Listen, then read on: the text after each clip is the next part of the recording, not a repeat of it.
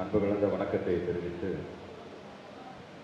சூழ்வார் கண்ணாக ஒழுகலான் மன்னவன் சூழ்வாரை சூழ்ந்து கொள்ளல் என்கின்ற வல்லூருடைய வாக்கிற்கு நமது நெஞ்சமெல்லாம் நிறைந்திருக்கின்ற முத்தமிழறிஞர் கலைஞர்களுடைய விளக்கமுறை என்பது, கண்ணாக இருந்து எதனையும் கண்டறிந்து கூறும் அறிஞர் பெருமக்களை சூழ வைத்துக் கொண்டிருப்பதே ஆட்சியாளர்களுக்கு நன்மை பயக்கும் என்கின்ற விளக்க உரையோடு, திராவிட முன்னேற்ற கழகத்தினுடைய இயக்க தலைவர், நம்மளை நாளும் இயக்குகின்ற தலைவருடைய பிறந்த நாள், மாண்புமிகு தமிழ்நாட்டு முதலமைச்சருடைய பிறந்த நாள் என்று திருச்சி தெற்கு மாவட்ட திராவிட முன்னேற்ற கழகத்தின் சார்பாக அரிமா 72 என்கின்ற வகையில் இன்றைக்கு 67வது நிகழ்வாக நடைபெறுகின்ற இந்த வாழ்த்தரங்கத்தை அனைவரையும் வரவேற்றிருக்கின்ற நம்முடைய நகர கழகத்துடைய செயலாளர் செல்வம் அவர்களே, ஒட்டுமொத்தமாக சொல்ல வேண்டும் என்று சொன்னால், முத்தமிழறிஞர் கலைஞருடைய உயிரினும் மேலான அன்பு உடன்பிறப்புகள் உங்கள் அனைவருக்கும் முதல்ல என்னுடைய வணக்கங்களை நான் தெரிவித்துக் கொள்கின்றேன். குறிப்பாக இன்றைக்கு உரையாற்ற வருகை தந்திருக்கின்ற நகைச்சுவை தென்றல் அன்பு சகோதரர் அண்ணன் மதுரை முத்து அவர்கள், எல்லோருமே டிவியில் பார்த்துருக்கோம். நம்மளை சிரிக்கவும் வைப்பார், சிந்திக்கவும் வைப்பார். மாணவ சமுதாயம் என்று சொன்னால் மாணவ சமுதாயம் சார்ந்த அறிவுரைகள், பெரியவர்கள் பெற்றோர்கள் என்று வரும்பொழுது அவர்கள் சார்ந்திருக்கின்ற ஒரு அறிவுரைகள், இளைய சமுதாயம் என்று வரும்பொழுது அவர்களுக்கு சார்ந்த ஒரு அறிவுரைகள் என்று அண்ணன் மதுரை முத்து அவர்கள் வெறும் நகைச்சுவை மட்டுமல்ல, மதுரை முத்து தத்துவங்கள்னு ஒரு தனியாக புத்தகமே போடலாம். அந்த அளவுக்கு சிரிக்க வச்சு கடைசியாக ஒரு பஞ்ச் டயலாக் கூட அந்த அறிவுரையோடு அவருடைய உரையை நிறைவு செய்கின்ற அந்த வல்லமை பெற்றவர். இன்றைக்கு நம்முடைய அழைப்பை ஏற்று இன்றைக்கு முதலமைச்சர் சார்ந்திருக்கின்ற அந்த பிறந்தநாள் வாழ்த்தரங்கத்திலே உரையாற்ற வருகை சென்றிருக்கின்ற அவரை நம்முடைய திருச்சி தெற்கு மாவட்ட திராவிட முன்னேற்ற கழகத்தின் சார்பாக நான் வருக வருக வருக என்று வரவேற்பது மகிழ்ச்சி அடைகின்றேன். என்னுடைய அன்பு சகோதரர் கவிஞர் சிநேகன் அவர்கள் மிகவும் நாகரிகமாக கவிதை எழுதக்கூடியவர்கள். அவர் ஒரு காலத்தில் எழுந்த கவிதையை கூட, பாடல்களை கூட இன்றைக்கு காலத்துக்குண்டாக இளைய சமுதாயம் வைக்கின்ற அளவிற்கு ஒரு கண்ணியத்தோடு பேசக்கூடியவர். அவர் பேசுறது ஒவ்வொன்றும் பார்த்தீங்கன்னா, நம்முடைய தமிழ்நாட்டினுடைய தமிழை உயர்த்தி பிடிக்கிற, தமிழ் சமுதாயத்தை உயர்த்தி பிடிக்கக்கூடியவர்கள் யாராக இருந்தாலும் அவர்களெல்லாம் உச்சி மகிழ்ந்து பாராட்டுகின்ற அளவுக்கு தன்னுடைய கவிதை வரிகளில் அந்த அளவுக்கு எந்த இடத்துலையும் ஒரு சமரசம் இல்லாமல் தமிழை உயர்த்தி பிடிக்கக்கூடிய என்னுடைய அன்பு சகோதரர் சிநேகன், மாண்பு தமிழ்நாட்டு முதலமைச்சருக்கும் நம்முடைய துணை முதலமைச்சர் இதயத்தில் அவருக்கும் தனியாக ஒரு இடமே இருக்கிறதுங்கிற அளவிற்கான ஒரு நல்ல ஒரு கவிஞரை இன்றைக்கு நமக்காக உரையாற்ற வருகை தந்திருக்கின்றார். அதே போன்று வருகை தந்திருக்கின்ற முத்தாய்ப்பாக அயலகனுடைய தலைவராக, நாடாளுமன்றத்துடைய உறுப்பினராக இங்கே வருகை தந்திருக்கின்ற என்னுடைய அன்பு சகோதரர் மருத்துவர் கலாநிதி வீராசாமி அவர்கள். ஐயா ஆற்காட்டாரை தெரியாமல் ஒரு இயக்கத்தினுடைய தோழர் இருந்துவிட முடியாது. ஏனென்றால் ஒரு இயக்கத்தை சார்ந்திருக்கின்றவர்கள் தலைவர்களை வைத்து, முத்தமிழ் கலைஞரை வைத்து, நம்முடைய மாண்பு தமிழ்நாட்டு முதலமைச்சர் அவர்களை வைத்து ஒரு நிகழ்ச்சியை நடத்துகிறார் என்று சொன்னால் எல்லா நிகழ்ச்சி முடிச்சுட்டு போயிடுவாங்க. போனதுக்கப்புறம் இந்த நிகழ்ச்சியை நடத்தினது யாருப்பான்னு கூப்பிட்டு கேட்டு, இதுக்கு எவ்வளோப்பா செலவாச்சுன்னு கேட்டு, அந்த செலவில் தன்னால் முடிந்த பணத்தை கொடுத்து விட்டு செல்கின்ற ஒரு பொருளாளராக இருந்தார் என்று சொன்னால் அது நம்முடைய ஐயா ஆற்காட்டார் அவர்கள் தான். சமீபத்தில் கூட அவருடைய பிறந்தநாள் நடந்தது. அந்த பிறந்தநாளுக்கு இந்த பகுதியை சார்ந்திருக்க எங்களுடைய திருச்சி தெற்கு மாவட்டத்தின் சார்பாக, ஏன் நம்முடைய அனைவருடைய கரவொலியின் சார்பாக ஐயா அவர்கள் இன்னும் 100 ஆண்டு காலம் வாழ வேண்டும் என்ற ஐயாவுடைய வாழ்த்துக்களையும் இந்த நேரத்தில் நாம் தெரிவித்துக் கொள்ளலாம். அந்த அளவுக்கு ஐயாவர்களை வைத்து நான் அன்பகத்தை ஒரு நிகழ்ச்சி நடத்தும்போது நான் சொன்னேன், அதனால் பேசும்போது சொன்னேன், ஐயாவுடைய இது மாதிரி கட்சிக்காரர்கள் யாராச்சும் ஒருத்தருங்க வந்து செலவு செஞ்சு ஒரு நிகழ்ச்சி நடத்துகிறாங்கன்னா அதுக்கு என்ன தன்னால் முடியுமோ செய்யக்கூடியவர் என்று நான் சொல்லி முடிச்சதுக்கப்புறம் அதே மேடையில் அன்றைக்கி 2000 ரூபா செல்லுபடியாக இருந்தது. அந்த 2000 ரூபாய் என் கையில் கொடுத்து, இந்த 2000 ரூபாய் வச்சுக்க என்று சொன்னார். அந்த 2000 ரூபாய் இன்னும் நான் பத்திரமாக வைத்திருக்கேன். ஐயா ஆற்காட்டோட பெயரை அப்படி கட்சி தொண்டர்களுக்கும் தலைமைக்கும் இடையில் ஒரு பாலமாக இருந்தவர் ஐயா ஆற்காட்டார் அவர்கள். இன்றைக்கு அவருடைய வாழ்த்து கூட அவருடைய அன்பு புதல்வனாக நம்முடைய மருத்துவர் கலாநிதி வீராசாமி அவர்கள் நாடாளுமன்றத்தில் நம்முடைய தமிழ்நாட்டு முதலமைச்சருடைய குரலாக அங்கே ஒழிக்கக்கூடியவர்கள். தமிழ் சார்ந்து இருந்தது என்று சொன்னாலும், நம்முடைய உரிமை சார்ந்து என்று சொன்னாலும், உடனடியாக அந்த நாடாளுமன்றத்தில் எழுந்து, அது தமிழாக இருந்தாலும் சரி அல்லது அவர்களுக்கெல்லாம் புரிகின்ற வண்ணம் நல்ல தெளிவான ஆங்கிலமாக இருந்தாலும் சரி, அங்கே உரையாற்றக்கூடிய ஒரு கர்ஜிக்கக்கூடிய ஒரு சிங்கமாக இன்றைக்கு அவர் விளங்கி கொண்டிருக்கின்றார். இன்றைக்கு அவரும் நம்முடைய அழைப்பேற்றேன்னா 3 நாட்களுக்கு முன்னாடி தான் சொன்னேன் நான், இந்த மாதிரி இருக்கு, கண்டிப்பாக இன்றைக்கி மாலை அவருக்கு இன்னொரு கூட்டம் இருக்குது. நம்முடைய அழைப்பை ஏற்று திருச்சி மாவட்டம் அழைக்கிறது என்று சொன்னால் உடனே நாம் வர வேண்டும் என்கிற அந்த கடமைகளோடு வருகை தந்திருக்கின்ற அவரையும் நம் மாவட்ட கழகத்தின் சார்பாக நான் வருக வருக வருக என்று வரவேற்பதிலே நான் மகிழ்ச்சி அடைகின்றேன்.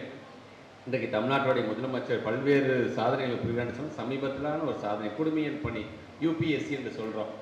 நம்முடைய பிள்ளைகள் ஐஏஎஸ் ஆஃபீஸராக வரணும், ஐபிஎஸ் ஆஃபீஸராக வரணும், அதற்கென்று தனியாக நம்ம அவருக்கு பயிற்சி வழங்க வேண்டும் என்பதற்காக கொண்டு வரப்பட்ட திட்டம் தான் நான் முதல்வன் என்ற திட்டம்.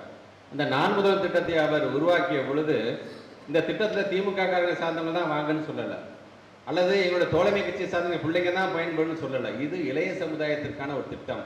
அது பாரதிய ஜனதாவாக இருந்தாலும், அது அதிமுகவாக இருந்தாலும், தோழமை கட்சியாக எந்த கட்சியாக சார்ந்த பிள்ளை படிக்கணும்னு ஆசைப்படுதா, நான் திட்டம் கொண்டு வரேன், நான் மட்டும் முதல்வன் இல்லையா, அடுத்த இளைய சமுதாயம் அனைவரும் நான் முதல்வன் தாயா என்று கொண்டு வரப்பட்ட திட்டம் அந்த திட்டம்.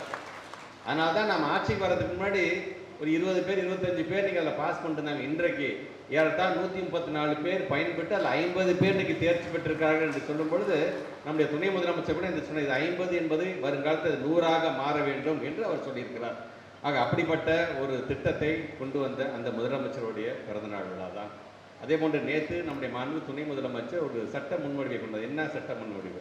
நம்முடைய ஏழை எளிய சார்ந்திருக்கின்ற பிள்ளைகள், தாய்மார்கள், பெற்றோர்கள் ஏதாவது கல்வி கடன் வாங்குறாங்களோ, அல்லது விவசாயத்துக்கு ஏதோ ஒரு அவசரத்துக்கு ஒரு கைமாட்டாக ஒரு கடன் வாங்குறாங்க அப்படின்னா அதை வசூலிக்கும் போது இந்த கந்து வட்டி, அந்த மீட்டர் வட்டியின் மூலமாக அவர்கள் தொந்தரவு பண்ணிடக்கூட. அப்படி தொந்தரவு நீ பண்ணுன்னா உனக்கு 5 வருஷம் உனக்கு சிறை தண்டனை என்கின்ற சட்ட முன்வடிவை நம்முடைய மாண்பு துணை முதலமைச்சர் இன்னைக்கு கொண்டு வந்திருக்கின்றார்கள். ஸோ இப்படிப்பட்ட தலைவர்களுடைய இப்படிப்பட்ட முதலமைச்சருடைய பிறந்தநாள் விழா, அதுவும் குறிப்பாக நம்ம அனைவரும் எதிர்பார்த்திருந்தது தான்.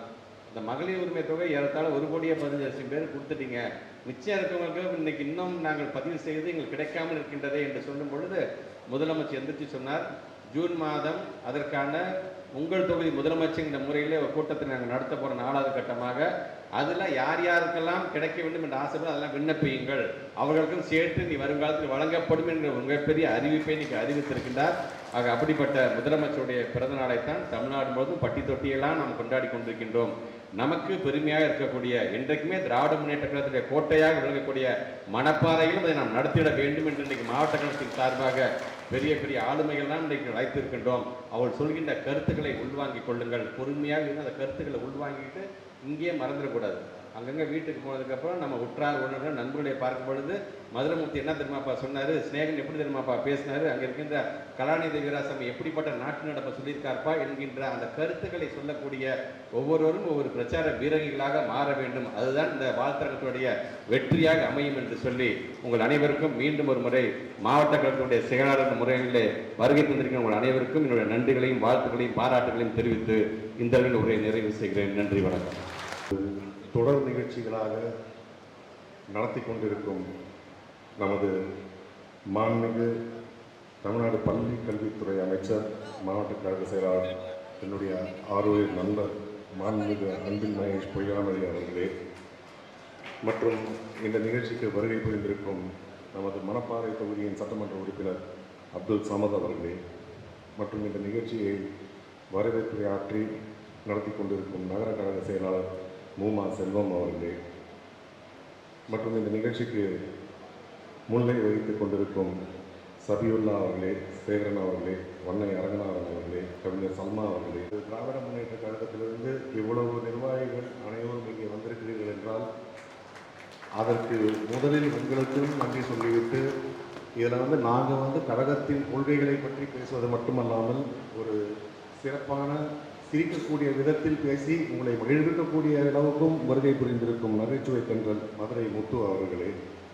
மற்றும் திராவிட கொள்கைகளில் ஈர்ப்பு கொண்டு இன்று நமது கழக தலைவர் அவர்களின் பிறந்த நாளை சிறப்பித்திருக்கும் கவிஞர் ஸ்நேகன் அவர்களே, மற்றும் திருச்சி மாவட்டத்தில் இருக்கும் அனைத்து நிர்வாகிகளே, உங்கள் அனைவருக்கும் இனிய காலை வணக்கம். தமிழ்நாடு முழுவதும் நம்ம தொடர்ந்து நம்முடைய தலைவர்களின் பிறந்த நாளாக இருந்தாலும் சரி, நம்முடைய கட்சி தோற்றுவிக்கப்பட்ட நாள், அது ஒரு முப்பெரும் விழாவாக இருந்தாலும் சரி, தொடர்ந்து ஆண்டு முழுவதும் நமது கொண்டாட்டங்கள் அப்படின்றது தொடர்ந்து சென்று கொண்டே இருக்கும். அது ஒன்று நம்முடைய தலைவர்களை நினைவு கூர்ந்து அவர்களுக்காக நாம் இன்றும் அவர்களை நினைவு கூர்ந்திருக்கிறோம் அப்படின்றது ஒன்று காட்டுறது ஒன்று இருக்குது. இன்னொன்று, இன்று நம்மளுடைய கழக தலைவர் அவர்கள், மாண்புமிகு முதலமைச்சர் அவர்கள் இந்த 4 ஆண்டுகளில் கொண்டு வந்திருக்கும் பல திட்டங்கள், அதாவது சிறப்பான திட்டங்கள் பலவற்றை அதை நம்முடைய அமைச்சர் அவர்களே சொல்லியிருந்தார். எந்த அளவுக்கு அவர்களுடைய உழைப்பு இருக்கிறது என்பது தமிழ்நாட்டு மக்களுக்காக, இந்தியாவில் இருக்கும் அனைத்து மாநிலங்களுக்காகவும் என்று தொடர்ந்து போராடி கொண்டு உழைத்து கொண்டிருக்கும் ஒரு தலைவருக்கு நாம் இந்த மாதிரி ஒரு நிகழ்ச்சிகள் நடத்துவது அப்படின்றது அது அவர்களுக்கு மேலும் ஒரு ஊக்கத்தை கொடுத்து இன்னும் சிறப்பாக அவர்களை வலிமையாக செயல்படுவதற்கான ஒரு காரணமாக இருக்கும் என்ற விதத்தில் இந்த நிகழ்ச்சியை ஏற்பாடு செய்த நமது மாண்புமிகு அமைச்சர் அவர்களுக்கு என்னுடைய நன்றியையும் வாழ்த்துக்களையும் தெரிவித்துக் கொள்கிறேன். பல பேர் சொல்லுவாங்க, அதாவது திராவிட முன்னேற்ற கழகம், அதாவது நான் பள்ளி பருவத்திலிருந்து பார்த்து கொண்டிருக்கிறேன். அதாவது திராவிட முன்னேற்ற கழகம் அப்படின்றது ஒரு சில மக்கள் அதன் கொள்கைகளால் ஈர்க்கப்பட்டு தொடர்ந்து நம்முடன் பயணித்துக் கொண்டிருக்கிறார்கள். ஒரு சிலர் இதை எதிர்த்து கொண்டிருக்கிறார்கள். யார் எதிர்த்து கொண்டிருக்கிறார்கள் அப்படின்றது நீங்கள் பார்த்தீங்கன்னா, நம் கொள்கைகள் அப்படின்றது அனைவரும் சமம், நம்முடைய மக்கள் ஆண் பெண் என்று இல்லாமல் அனைவரும் சமமாக இருக்க வேண்டும் என்று ஒரு நெறிமுறையுடன் அது நம்முடைய தந்தை பெரியார் முதற்கொண்டு அன்றைக்கு போராடி கொண்டிருக்கிறோம். ஏன்னா ஒரு சமத்துவம் இல்லாத காலகட்டத்தில் எந்த அளவுக்கு இதை நாம் அனுபவித்திருக்கிறோம் அப்படின்னா, இந்த வயசானவங்களுக்கு பல பேருக்கு தெரியும். ஒரு குறிப்பிட்ட ஒரு இடத்துக்கு போகணும்னா அந்த இடத்துல எனக்கு நினைவிருந்து என்னுடைய தாத்தா அவர் ஆற்காட்டில் குப்படிச்சாத்தன் என்ற கிராமத்தில் இருந்தார். அவர் ஒரு மேட்டுக்கூடி இடத்துக்கு போகணும் அப்படின்னா செருப்போடு போக முடியாது அப்படின்றது. இதை போன்ற ஒரு ஆதிக்கத்தை எதிர்த்து வளர்ந்தது அப்படின்றது தான் திராவிடர் கழகம், அதற்கு பின்பு திராவிட முன்னேற்ற கழகம். அந்த வழியில் தந்தை பெரியார், பேரறிஞர் அண்ணா, முத்தமிழறிஞர் கலைஞர், நமது பேராசிரியர் போன்ற பெரும் தலைவர்கள் பல பேர் இது மாதிரி தொடர்ந்து அங்கே வந்து கொண்டிருக்கும் பாதையில் இவர்களுடைய எல்லாரையும் பார்த்து இன்று அவர்களிடம் பாடம் பயின்று இன்று ஒரு நமது கழகத்தின் தலைவராகவும் முதல்வராகவும் அவர் வந்திருக்கிறார் என்றால் ஒரு 50 ஆண்டு கால அரசியல் அனுபவம், கொள்கை உறுதி அப்படின்றத வச்சுக்கிட்டு நம்ம இன்னைக்கு நம்முடைய கழக தலைவர் அவர்கள் இருக்கிறார். பல பேர் அவர் ஆட்சிக்கு வர்றதுக்கு முன்னாடியே சொல்லிட்டு இருப்பாங்க, இது அவருக்கு கட்டம் சரியில்லை, அவர் ஜோசியத்தில் இந்த ஜோசியத்தை நம்பிக்கொண்டு இருப்பவர்கள் அப்படின்றவங்கெல்லாம் சொல்லி கொண்டிருந்த காலம். அதற்கு பிறகு கழக தலைவர் அவர்கள் முதல்வர் ஆகிறார். அந்த முதல்வரானதுக்கு பிறகு ஒரு கொரோனா அப்படின்றது உங்கள் எல்லாருக்குமே தெரியும். அதாவது 4 ஆண்டுகளுக்கு முன்பாக கொரோனா என்ற ஒரு பெரும் தொற்று அப்படின்றது இருந்தப்போ எல்லாரும் வீட்டை விட்டே வெளியில் வரதுக்கு பயந்துக்கிட்டு இருந்தாங்க. அப்போ ஒரு குடும்பத்திலேயே வயசான அப்பா அம்மாவுக்கு கொரோனா இருந்தது அப்படின்னா முதல்ல அவங்கள எங்கேயாவது வீட்டை விட்டு வெளியில் அனுப்பி எங்கேயாவது மருத்துவமனையிலையோ எங்கேயாவது தனியாக அனுப்பிடணும் அப்படின்னு எல்லாரும் அஞ்சி கொண்டு வாழ்ந்து கொண்டிருந்த காலகட்டத்தில் அந்த கொரோனா நோயாளிகள் இருக்கும் வார்டுக்குள்ளாயே சென்று அவர்களை நலம் விசாரித்து பார்த்தவர் நமது கழக தலைவர் தளபதி அவர்கள். அப்போ பல பேர் சொன்னாங்க, நான் ஒரு மருத்துவராக இருந்தப்போ நான் கூட அவருடைய உதவியாளர்கிட்ட சொல்லியிருந்தேன், நீங்கள் சுவர் இருந்தால்தான் சித்திரம் வரைய முடியும், நம்மளுடைய தலைவர் அவருடைய ஆரோக்கியம் முக்கியம், ஏனென்றால் அடுத்த பல ஆண்டுகளுக்கு நம்மை வழிநடத்தக்கூடிய ஒரு தலைவராக இருக்கும் அவர் ஆரோக்கியமாக இருக்க வேண்டும் அப்படின்னு சொன்னப்போ அவர் சொன்னார், இத்தனை மருத்துவர்கள் இருக்காங்க, எல்லாரும் போய் அவர்களுக்கு உயிரை பணயம் வைத்து அங்கே போய் பார்க்குறப்போ ஒரு 2 நிமிஷம் நான் போய் உள்ளார போய் பார்த்துட்டு வரல அப்படின்னா அந்த மருத்துவர்களுக்கு யார் ஆதரவு சொல்வார்கள் என்று கூறி அந்த மருத்துவர்களுக்கும் செவிலியர்களுக்காகவும் என்று சென்ற ஒரு தலைவர் நமது முத்தமிழர் கலைஞரின் மகன் நமது தளபதி அவர்கள். ஆட்சிக்கு வந்தவுடன் எதிர்ப்பு கட்சி தலைவராக இருந்தபொழுது 5000 ரூபாய் கொடுக்க வேண்டும் அப்படின்னு சொல்லிட்டு இருந்த காலகட்டத்தில் கஜானாவில் பைசா இல்லை அப்படின்னு இருந்தாங்க அதிமுக. ஆனால் ஆட்சிக்கு வந்தவுடன் 4000 ரூபாய், மீதமுள்ள 4000 ரூபாய் அப்படின்றத 2 தவணையாக கொடுத்து, அப்போ கஜானா அதே கஜானா தான் இருந்தது. கொடுக்க மனம் இருந்தால், கொடுப்பவருக்கு நல்ல மனம் இருந்தால் கண்டிப்பாக மக்களுக்கு செய்ய முடியும் என்பதை எடுத்துக்காட்டியவர் நமது கழக தலைவர் தளபதி அவர்கள். அவர் ஆட்சிக்கு வந்த உடனே 2 துறைக்கு முக்கியத்துவம் கொடுத்தார். ஒன்று அவர் சொன்னதே இந்த ஆட்சியின் 2 கண்களாக இருக்க போவது பள்ளி கல்வித்துறை, சுகாதாரம் அப்படின்றது. அந்த பள்ளி கல்வித்துறைக்கு ஒரு அமைச்சர் அப்படின்னு சொல்லிட்டு நம்மளுடைய அமைச்சரை போட்டிருக்காரு அப்படின்னா அவருடைய ஒரு கண்ணாக இன்று இருந்து பணி செய்து கொண்டிருப்பவர் நமது பள்ளி கல்வித்துறை அமைச்சர். எந்த அளவுக்கு ஒரு சிறப்பான பல திட்டங்களை அவர் வந்து கொண்டு வந்திருக்காருன்னா நீங்கள் பார்த்துருப்பீங்க. ஏன்னா அவருடைய ஸ்பீச் எல்லாம் வந்து யூடியூப் சேனலில் வந்து வைரலாக போய்கிட்டு இருக்கும். அவர் இந்த மானிய கோரிக்கை முந்தானியத்தை வந்து கொடுத்த மானிய கோரிக்கை அப்படின்றத பார்த்தீங்கன்னா நான்லாம் வியந்து பார்த்து கொண்டிருக்கேன். அவர் எப்பவுமே பேசுகிறப்போ வியந்து தான் பார்க்க வேண்டியிருக்கும். ஆனால் முந்தானியத்தை அவர் பேசினப்போ எந்த ஒரு நோட்ஸு எதுவுமே இல்லாமல் அவர் வந்து இந்த தரவுகளை எல்லாம் எந்த அளவுக்கு சிறப்பாக அவர் வந்து எடுத்து சொன்னார். அதை வந்து போகிற போக்கில் வந்து கல்வித்துறையை பற்றி மட்டுமல்ல, அதாவது தமிழ்நாட்டின் தொன்மை அப்படின்றது வந்து இறப்பின் காலம் வந்து ஒரு 5450 ஆண்டுகளுக்கு முன்பாக இருக்கிறது என்பதை கூட வந்து ஒரு நோட்ஸ் இல்லாமல் வந்து சொல்லியிருக்கார். அப்படின்னா எந்த அளவுக்கு அவர் வந்து அந்த கருத்துக்களை உள்வாங்கி கொண்டிருக்கிறார் அப்படின்றது எனக்கு பார்க்க முடியும். இன்று என்னை வரவேற்பு உரை ஆற்றுவதற்காக இங்கே வரவேற்றிருக்கிறார். ஆனால் இந்த வரவேற்பு உரை ஆற்றுவதற்காக வரவழைக்கப்பட்ட அந்த ஒரு காரணம் அப்படின்னு பார்த்தீங்கன்னா, இன்னைக்கு வந்து கழகத்தில் ஒரு அயலகாணியின் தலைவர், அதே போல் ஒரு நாடாளுமன்ற உறுப்பினராக இருக்கிறேன் என்றால் அதற்கு முக்கிய காரணங்கள் பல இருக்குது. அதில் வந்து என்னுடைய தந்தையின் பெயர் அதனால வந்து கொடுத்துருக்காங்க ஒரு வாய்ப்பு.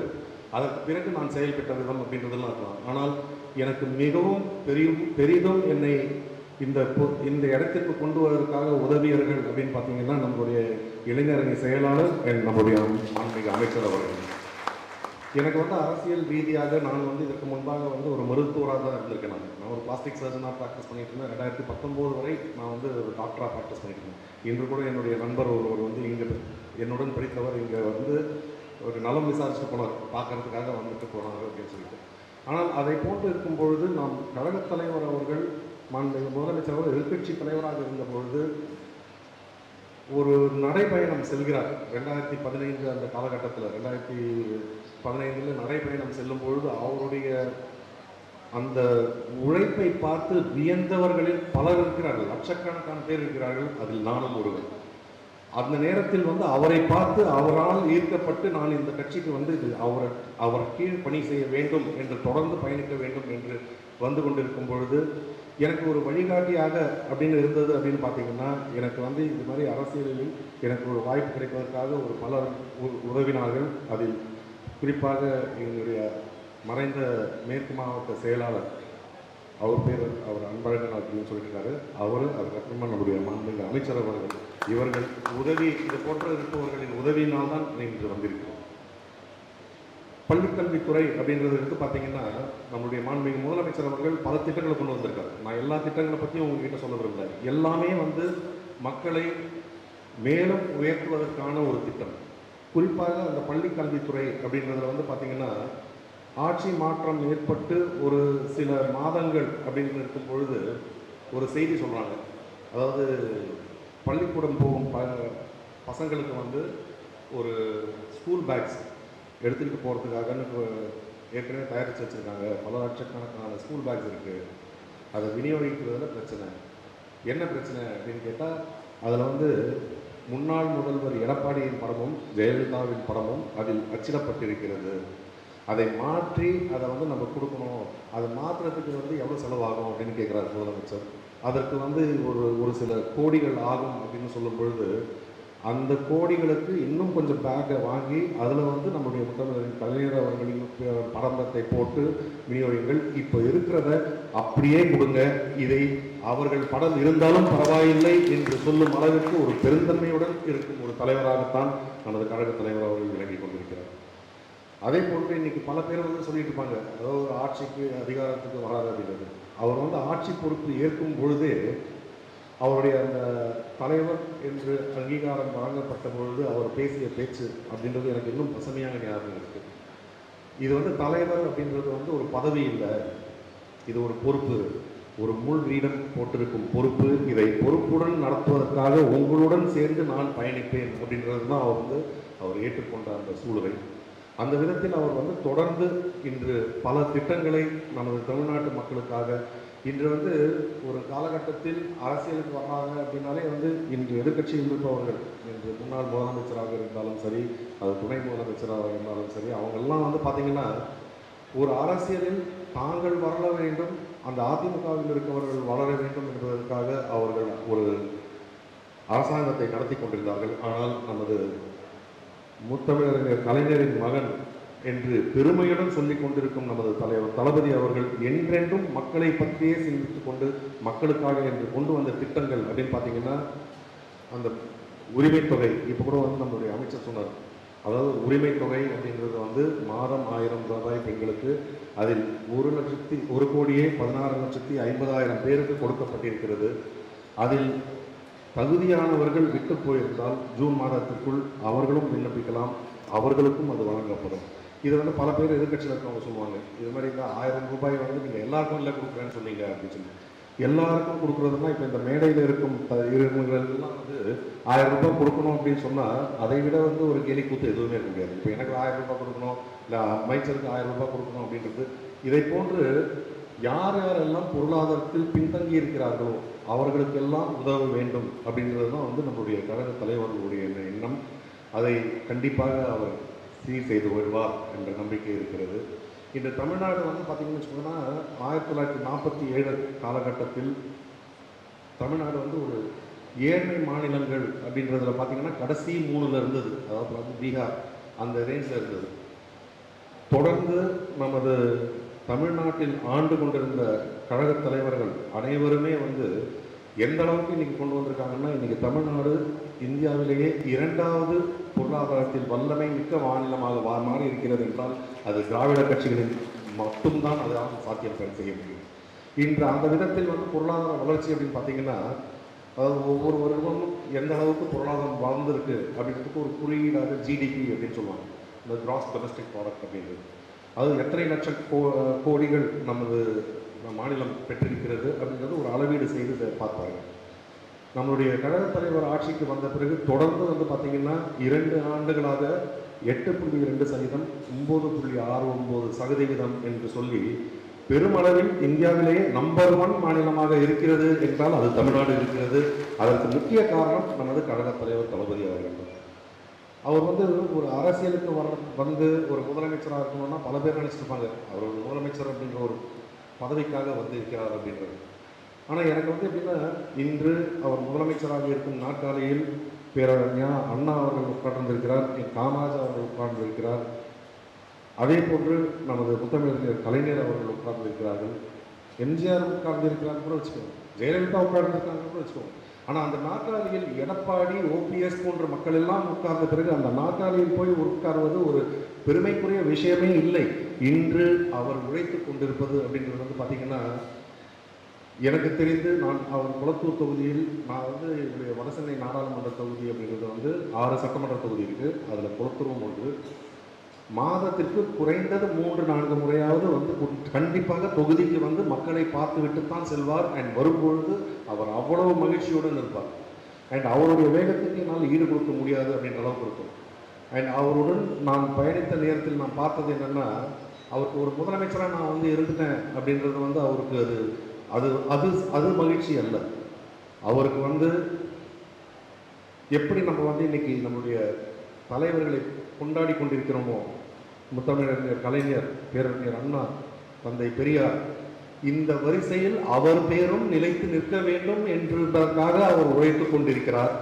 அந்த உழைப்பு என்பது ஆட்சிக்கு வந்தவுடன் நான் வந்து அவர் சொன்னேன் இல்லைங்களா, 4000 ரூபாய் கொடுத்தாரு. அப்போ நினைச்சேன், ஓ பரவாயில்ல சாதிச்சிட்டாரு அப்படின்னு. அடுத்தது வந்து மகளிர் உரிமை தொகை, ஒவ்வொரு பெண்ணுக்கும் இல்லத்தரசிக்கும் 1000 ரூபாய் மாதம் அப்படின்னா அரசாங்கத்துக்கு வந்து கிட்டத்தட்ட 14,000 கோடி ரூபாய் இதற்கான செலவு. ஆனால் அது பொருளாதாரம் பத்தலை அப்படின்னு சொன்னாங்க. அதாவது ஒரு 5,000 ரூபாய் கொடுக்க முடியாதுன்னு சொன்ன ஆட்சியை தாண்டி இன்று ஒவ்வொரு குடும்பத்திற்கும் 14,000, அதாவது தகுதியான குடும்பங்களுக்கு 12,000 ரூபாய் கொடுத்து கொண்டிருக்கிறார் என்றால் அப்போ நினைச்சேன் சாதிச்சிட்டாரு, தலைவர் பெயர் வந்து இன்னும் வளர்ந்து அப்படின்னு சொல்லி.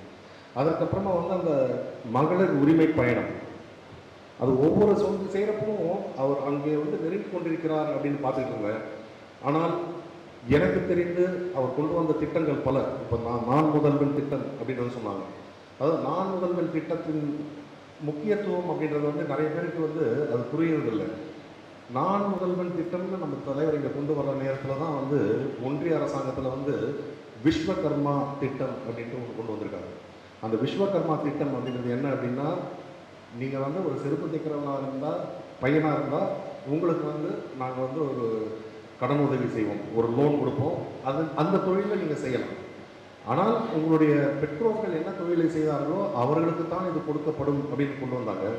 ஆனால் நம்மளுடைய பள்ளி கல்வித்துறை அமைச்சர் சொன்னார், அந்த நான் முதல்வன் திட்டத்தின் மூலமாக டெய்லராக இருந்த தாய் தந்தை அவருடைய மகன் வந்து இன்னைக்கு யூபிஎஸ்சி முடிச்சுட்டு ஒரு அதிகாரியாக வருகிறான் என்றால், இதை போன்ற ஒரு வளர்ச்சியை நாம் தமிழ்நாட்டில் கொண்டு வர வேண்டும் என்பதற்காக அவர் தொடர்ந்து பணி செய்து கொண்டிருக்கிறார்.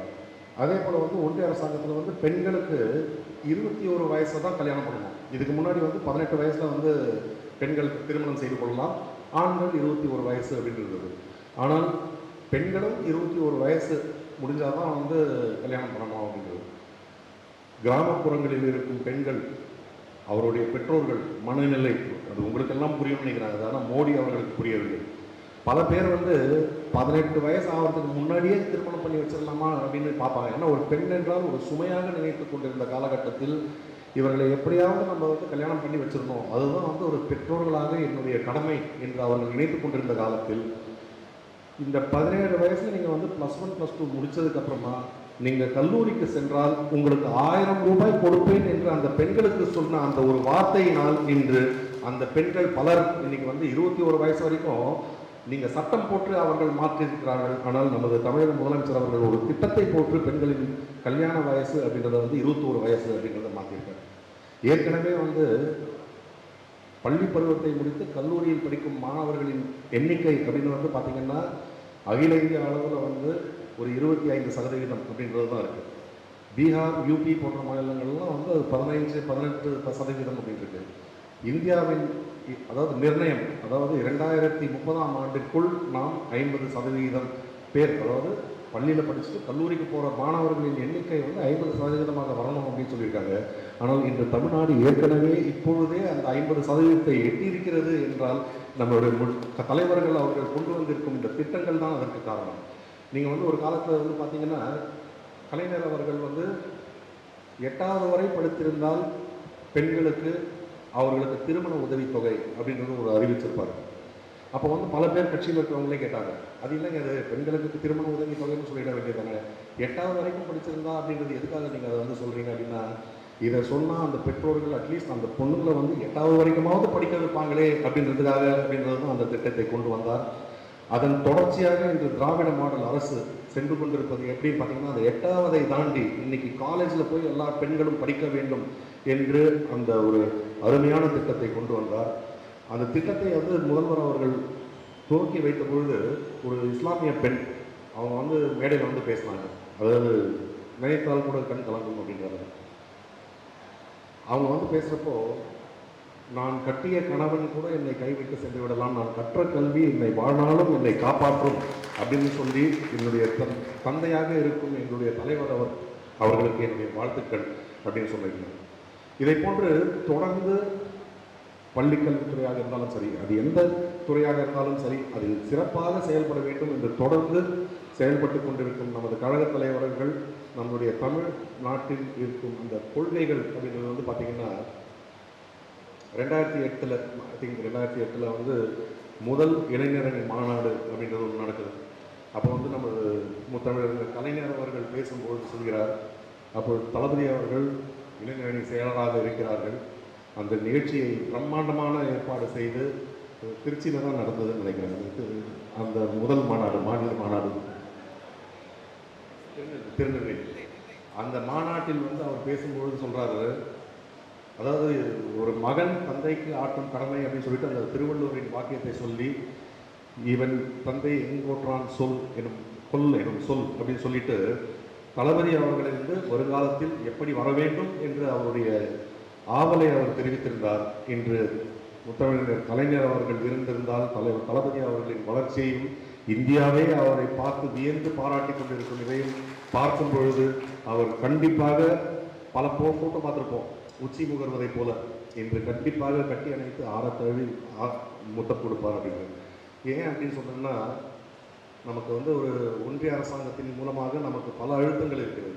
இந்த அழுத்தங்கள் எல்லாம் போகணும்னா வந்து ஒரே ஒரு சிம்பிள் தான், நாங்கள் காங்கிரஸோட இல்லைன்னு சொல்லிடுங்கப்பா, நாங்கள் உங்களை விட்டுடுறோம். இது வந்து அங்கே வந்து டெல்லியில் எங்களுக்கு என்கிட்டயே வந்து சொல்லியிருக்காங்க, நீங்கள் காங்கிரஸ் கூட எங்களுடன் சேர வேண்டாம், நீங்கள் காங்கிரஸுடன் இல்லாமல் இருங்கள், நாங்கள் உங்களை விட்டு விடுகிறோம் அப்படின்னு சொல்லுவாங்க. ஆனால் கொள்கை பிடிப்புடன் நாங்கள் மதவாதத்தை எதிர்ப்போம் அப்படின்னு சொல்லி நாங்கள் வந்து தலைவர்களுடைய கருத்தை அங்கே சொல்லிகிட்டு இருக்கோம். நாங்கள் அப்போ வந்து அவங்க சொல்லுவாங்க, என்ன நீங்கள் வந்து பிஜேபி கூட என்ன கூட்டணி இருந்த கட்சி தானே, நீங்கள் என்ன போய் இது இன்னைக்கு வந்து பிஜேபி இருக்கக்கூடாது அப்படின்னு சொல்கிறப்போ நான் சொல்லுவேன், நாங்கள் என்றுமே பிஜேபியுடன் கூட்டணி இருந்ததில்லை. முத்தமிழர் கலைஞர்கள் இருந்தபோது கூட வாஜ்பாய் என்ற ஒரு நபருடன் தான் நாங்கள் கூட்டணியில் இருந்தோம்.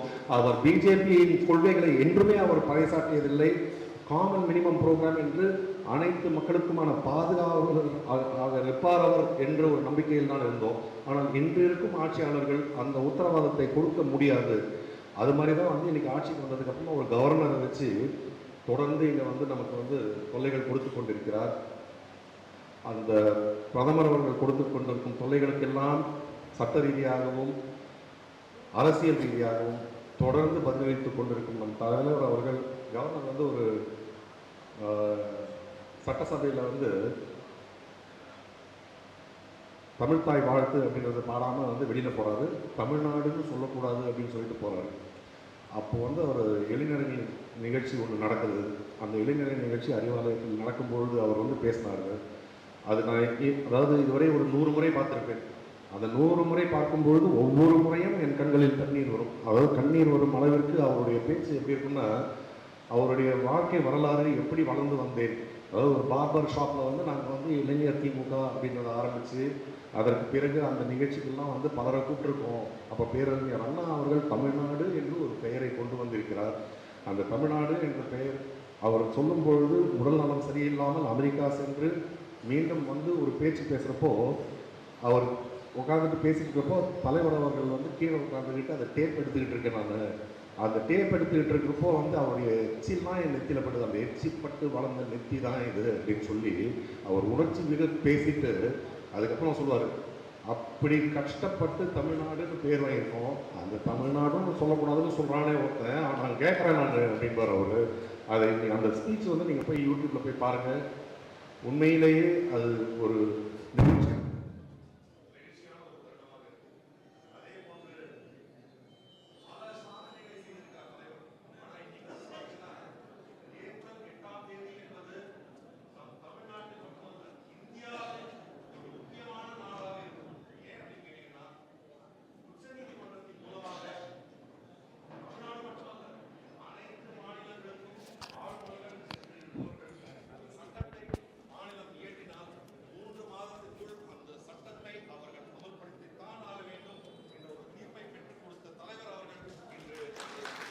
தலைவர்களுள் பெரும்பெரும் தலைவராக வளர்ந்திருக்கிறார்.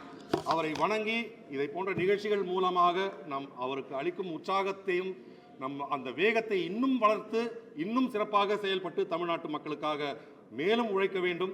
அவர் கரம் கோர்த்து நாம் மீண்டும் உழைத்தோம் என்றால் அவர் கண்ட கனவு 234க்கு 200 இல்லை, 234க்கு 234 வெற்றி பெற முடியும் என்பதை கூறி இந்த அருமையான வாய்ப்பு அளித்த நமது பள்ளிக்கல்வித்துறை அமைச்சர் அவர்களுக்கு என்னுடைய நன்றியை தெரிவித்து விடைபெறுகிறேன். நன்றி.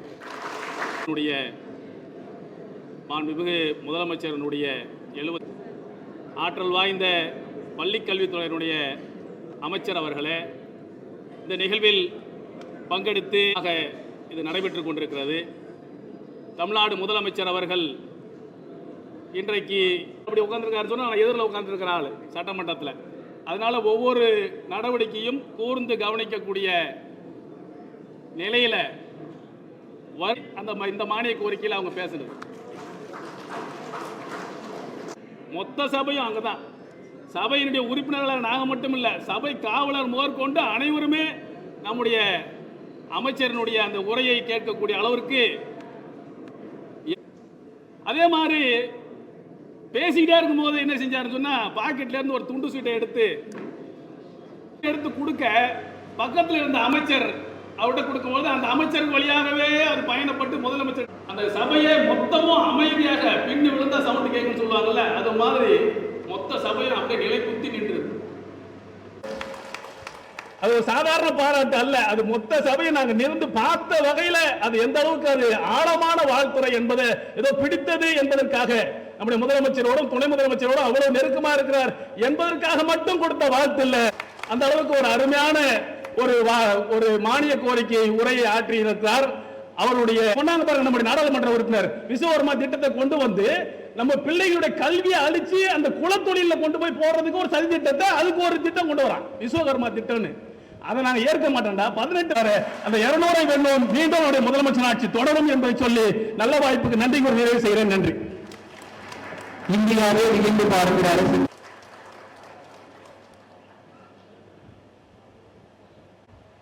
விழிபடுத்து வழி நடத்தும் அன்னை தமிழே, உன்னை நான் கெஞ்சுவதும் எண்ணி நீ கொஞ்சுவதும் எப்போதும் போல இப்போதும் நிகழட்டும். தமிழக முதல்வரின் 72வது பிறந்த நாள் வாழ்த்தரங்கத்திற்கு என்னை அழைத்தமைக்காகவும் இந்த ஒரு அருமையான ஆளுமையான சபையில் எனக்கு ஒரு இருக்கை அமர்த்தியமைக்காகவும் அத்தனை செயல்பாட்டாளர்களுக்கும் என்னுடைய நன்றிகளையும் வாழ்த்துக்களையும் தெரிவித்துக் கொள்வதோடு இந்த அற்புதமான ஒரு நிகழ்வை தலைமை தாங்கி நடத்தி கொண்டிருக்கின்ற அன்பில் கருவாகி அன்பில் உருவாகி அன்பின் பெருவாகமாய் அமர்ந்திருக்கும், அன்பில் என்றாலே உலகம் அடையாளம் கண்டு கொள்கிற அளவிற்கு இன்றைக்கு தொடர்ந்து ஒரு மிகப்பெரிய ஒரு 3 தலைமுறைகளை கடந்து ஓடி தன்னுடைய முதன்மையான அந்த பணியை முன்னிறுத்தி செய்து கொண்டிருக்கின்ற நம்மளுடைய திருச்சி தெற்கு மாவட்ட செயலாளரும் பள்ளி கல்வித்துறை அமைச்சருமான அன்பு சகோதரர் அன்பில் பொய்யாமொழி அவர்களுக்கு என்னுடைய முதற்க நன்றிகளையும் வாழ்த்துக்களையும் தெரிவித்துக் கொள்வதோடு இங்கே எனக்கு முன்பு பேசி அமர்ந்திருக்கின்ற நாடாளுமன்ற உறுப்பினர் இங்கே அற்புதமான ஒரு சிந்தனைக்குரிய கருத்துக்களை சொல்ல அமர்ந்திருக்கின்ற அன்பு சகோதரர் மதுரை முத்து அவர்களுக்கும், இந்த மேடையில் அமர்ந்திருக்கின்ற அன்பு தோழமை கவிஞர் சல்மா அவர்களுக்கும், மற்றும் இந்த மாவட்ட பொறுப்பாளர்கள், கழக பொறுப்பாளர்கள், இங்கே செயல்பாட்டாளர்களாக அமைந்திருக்கின்ற அத்தனை பேருக்கும் நேரம் கருதி ஒவ்வொருத்தரையாக பேர் சொல்ல முடியவில்லை. நன்றிகளையும் வாழ்த்துக்களையும் தெரிவித்துக் கொள்வதோடு இந்த மேடை நான் வெகு நாளாக எதிர்பார்த்துக் கொண்டிருந்த ஒரு மேடை நண்பர்களே. காரணம்,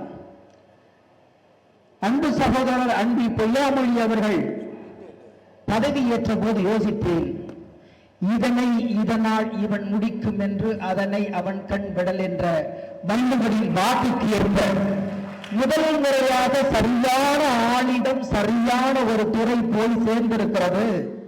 இதனுடைய வீரியத்தை பார்க்க வேண்டும் என்று வியந்து காத்து கொண்டிருந்த ஆயிரக்கணக்கான லட்சக்கணக்கான தமிழ் குழந்தைகளில் நானும் ஒருவன். எனக்கு முன்பு பேசி அமர்ந்த நாடாளுமன்ற உறுப்பினர் பேசியது போல, எனக்கு முன்பு பேசி சென்றிருக்கின்ற சட்டமன்ற உறுப்பினர் பேசியது போல, என் வயதுக்கு என் அனுபவத்திற்கு இப்போதுதான் பள்ளி கல்வித்துறை சரியான ஒரு ஆளை தேர்ந்தெடுத்திருக்கிறது என்று நம்புகிறேன். இது புகழ்ச்சிக்காக சொல்லவில்லை. இதற்கு முன்பு பேசினவர்கள் சொன்னார்கள், சட்டசபையில் நாங்கள் நேரடியாக பார்த்து நாங்கள் வியந்து போனோம். முதல்வர் கூட சொன்னார், நான் மட்டுமல்ல அவையே வியந்தது தம்பி என்று பாராட்டினார் என்றால், முதல்வருக்கு இன்னும் உரக்க சொல்லுவோம், அவை மட்டுமல்ல உலகத்தில் வாழ்கின்ற 164 நாடுகளிலும் உள்ள தமிழர்கள் வியந்து பார்த்த ஒரு நிகழ்வு. காரணம், எவன் ஆளுமையோடு பேச முடியும் என்றால் அதுவாக மாறிப்போன ஒருவரால் மட்டும்தான் பேச முடியும்.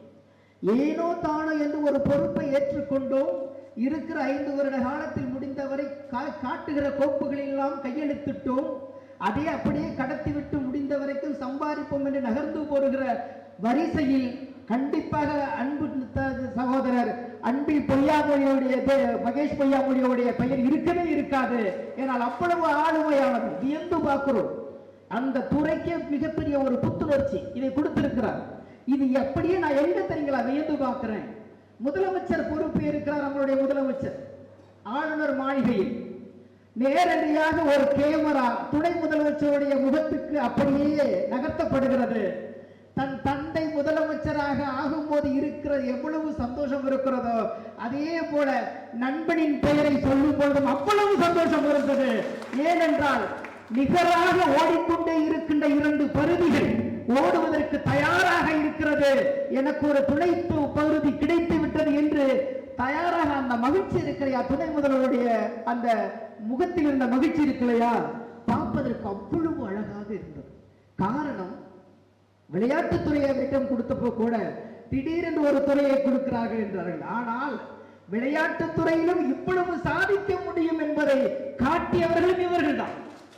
எதுக்கு இதெல்லாம் சொல்றேன்னா, இந்த ஒரு இடத்துல சொல்றாங்க, அடுத்த தலைமுறையை கொண்டு வந்து இங்கே திராவிட இயக்கங்கள் நிறுத்துகிறது என்றால் அது வாரிசு அல்ல. இந்த திராவிட இயக்கம் என்பது ஒரு தொடர் ஓட்டம். பெரியாரில் தொடங்கி, அண்ணாவில் தொடங்கி, முத்தமிழறிஞர் கலைஞரில் தொடங்கி ஓடிக்கொண்டே இருக்கிற வரைக்கும், முடிந்த வரைக்கும் ஓடுகிறோம். எங்கே எங்களுக்கு மூச்சு இருக்கிறதோ அங்கே நாங்கள் நிற்கிறோம். அங்கிருந்து எங்களை தொன்று தொட்டு வருபவர்கள் வாரிசாக மட்டும் இருக்க வேண்டாம், இங்கே இந்த களத்தில் இருப்பவர்கள் தொடருவார்கள் என்ற அந்த ஆளுமை இருக்கலையா, இன்னைக்கு நிரூபித்துக் கொண்டிருக்கிறார்கள் நண்பர்களே. அப்படி பார்க்கும்போது முதலமைச்சர் எதை வைத்து பாராட்டுவது ஒன்று அன்று இல்லை. நாடாளுமன்ற உறுப்பினர் சொன்னது போல ஒரு வரலாற்று சிறப்பு மிக்க ஒரு தீர்ப்பு என்பது இந்த ஆளுநருக்கு எதிரான தீர்ப்பு. இதை தமிழ்நாடு மட்டுமல்ல, இந்தியாவில் உள்ள ஒவ்வொரு மாநிலங்களும் கொண்டாட வேண்டிய தீர்ப்பு. ஒரு மாநிலத்தின் உரிமையில் யாரும் தலையிட முடியாது, அவர்களுடைய சுயமரியாதையை எவரும் தொட முடியாது என்பதை எந்த மாநிலமும் சொல்ல முன்வராத போது இந்த மாநிலம் தான் சொல்ல வந்தது. அதுக்கு இந்த முதல்வர் தான் நமக்கு கிடைத்தார். அது எவ்வளவு பெரிய தீர்ப்பு தெரியுமா? நமக்கு அதை பத்தி இன்னும் விழிப்புணர்வு வரல. ஏன்னா ஒவ்வொரு இடத்தையும் ஆளுநருடைய தலையீடுகள் உள்ளே வர வர வர நம்மளுடைய சிந்தனைகள் முடக்கப்படுகிறது, செயல் திட்டங்கள் முடக்கப்படுகிறது, நோக்கங்கள் முடக்கப்படுகிறது, நம் மக்களுடைய தேவைகள் முடக்கப்படுகிறது.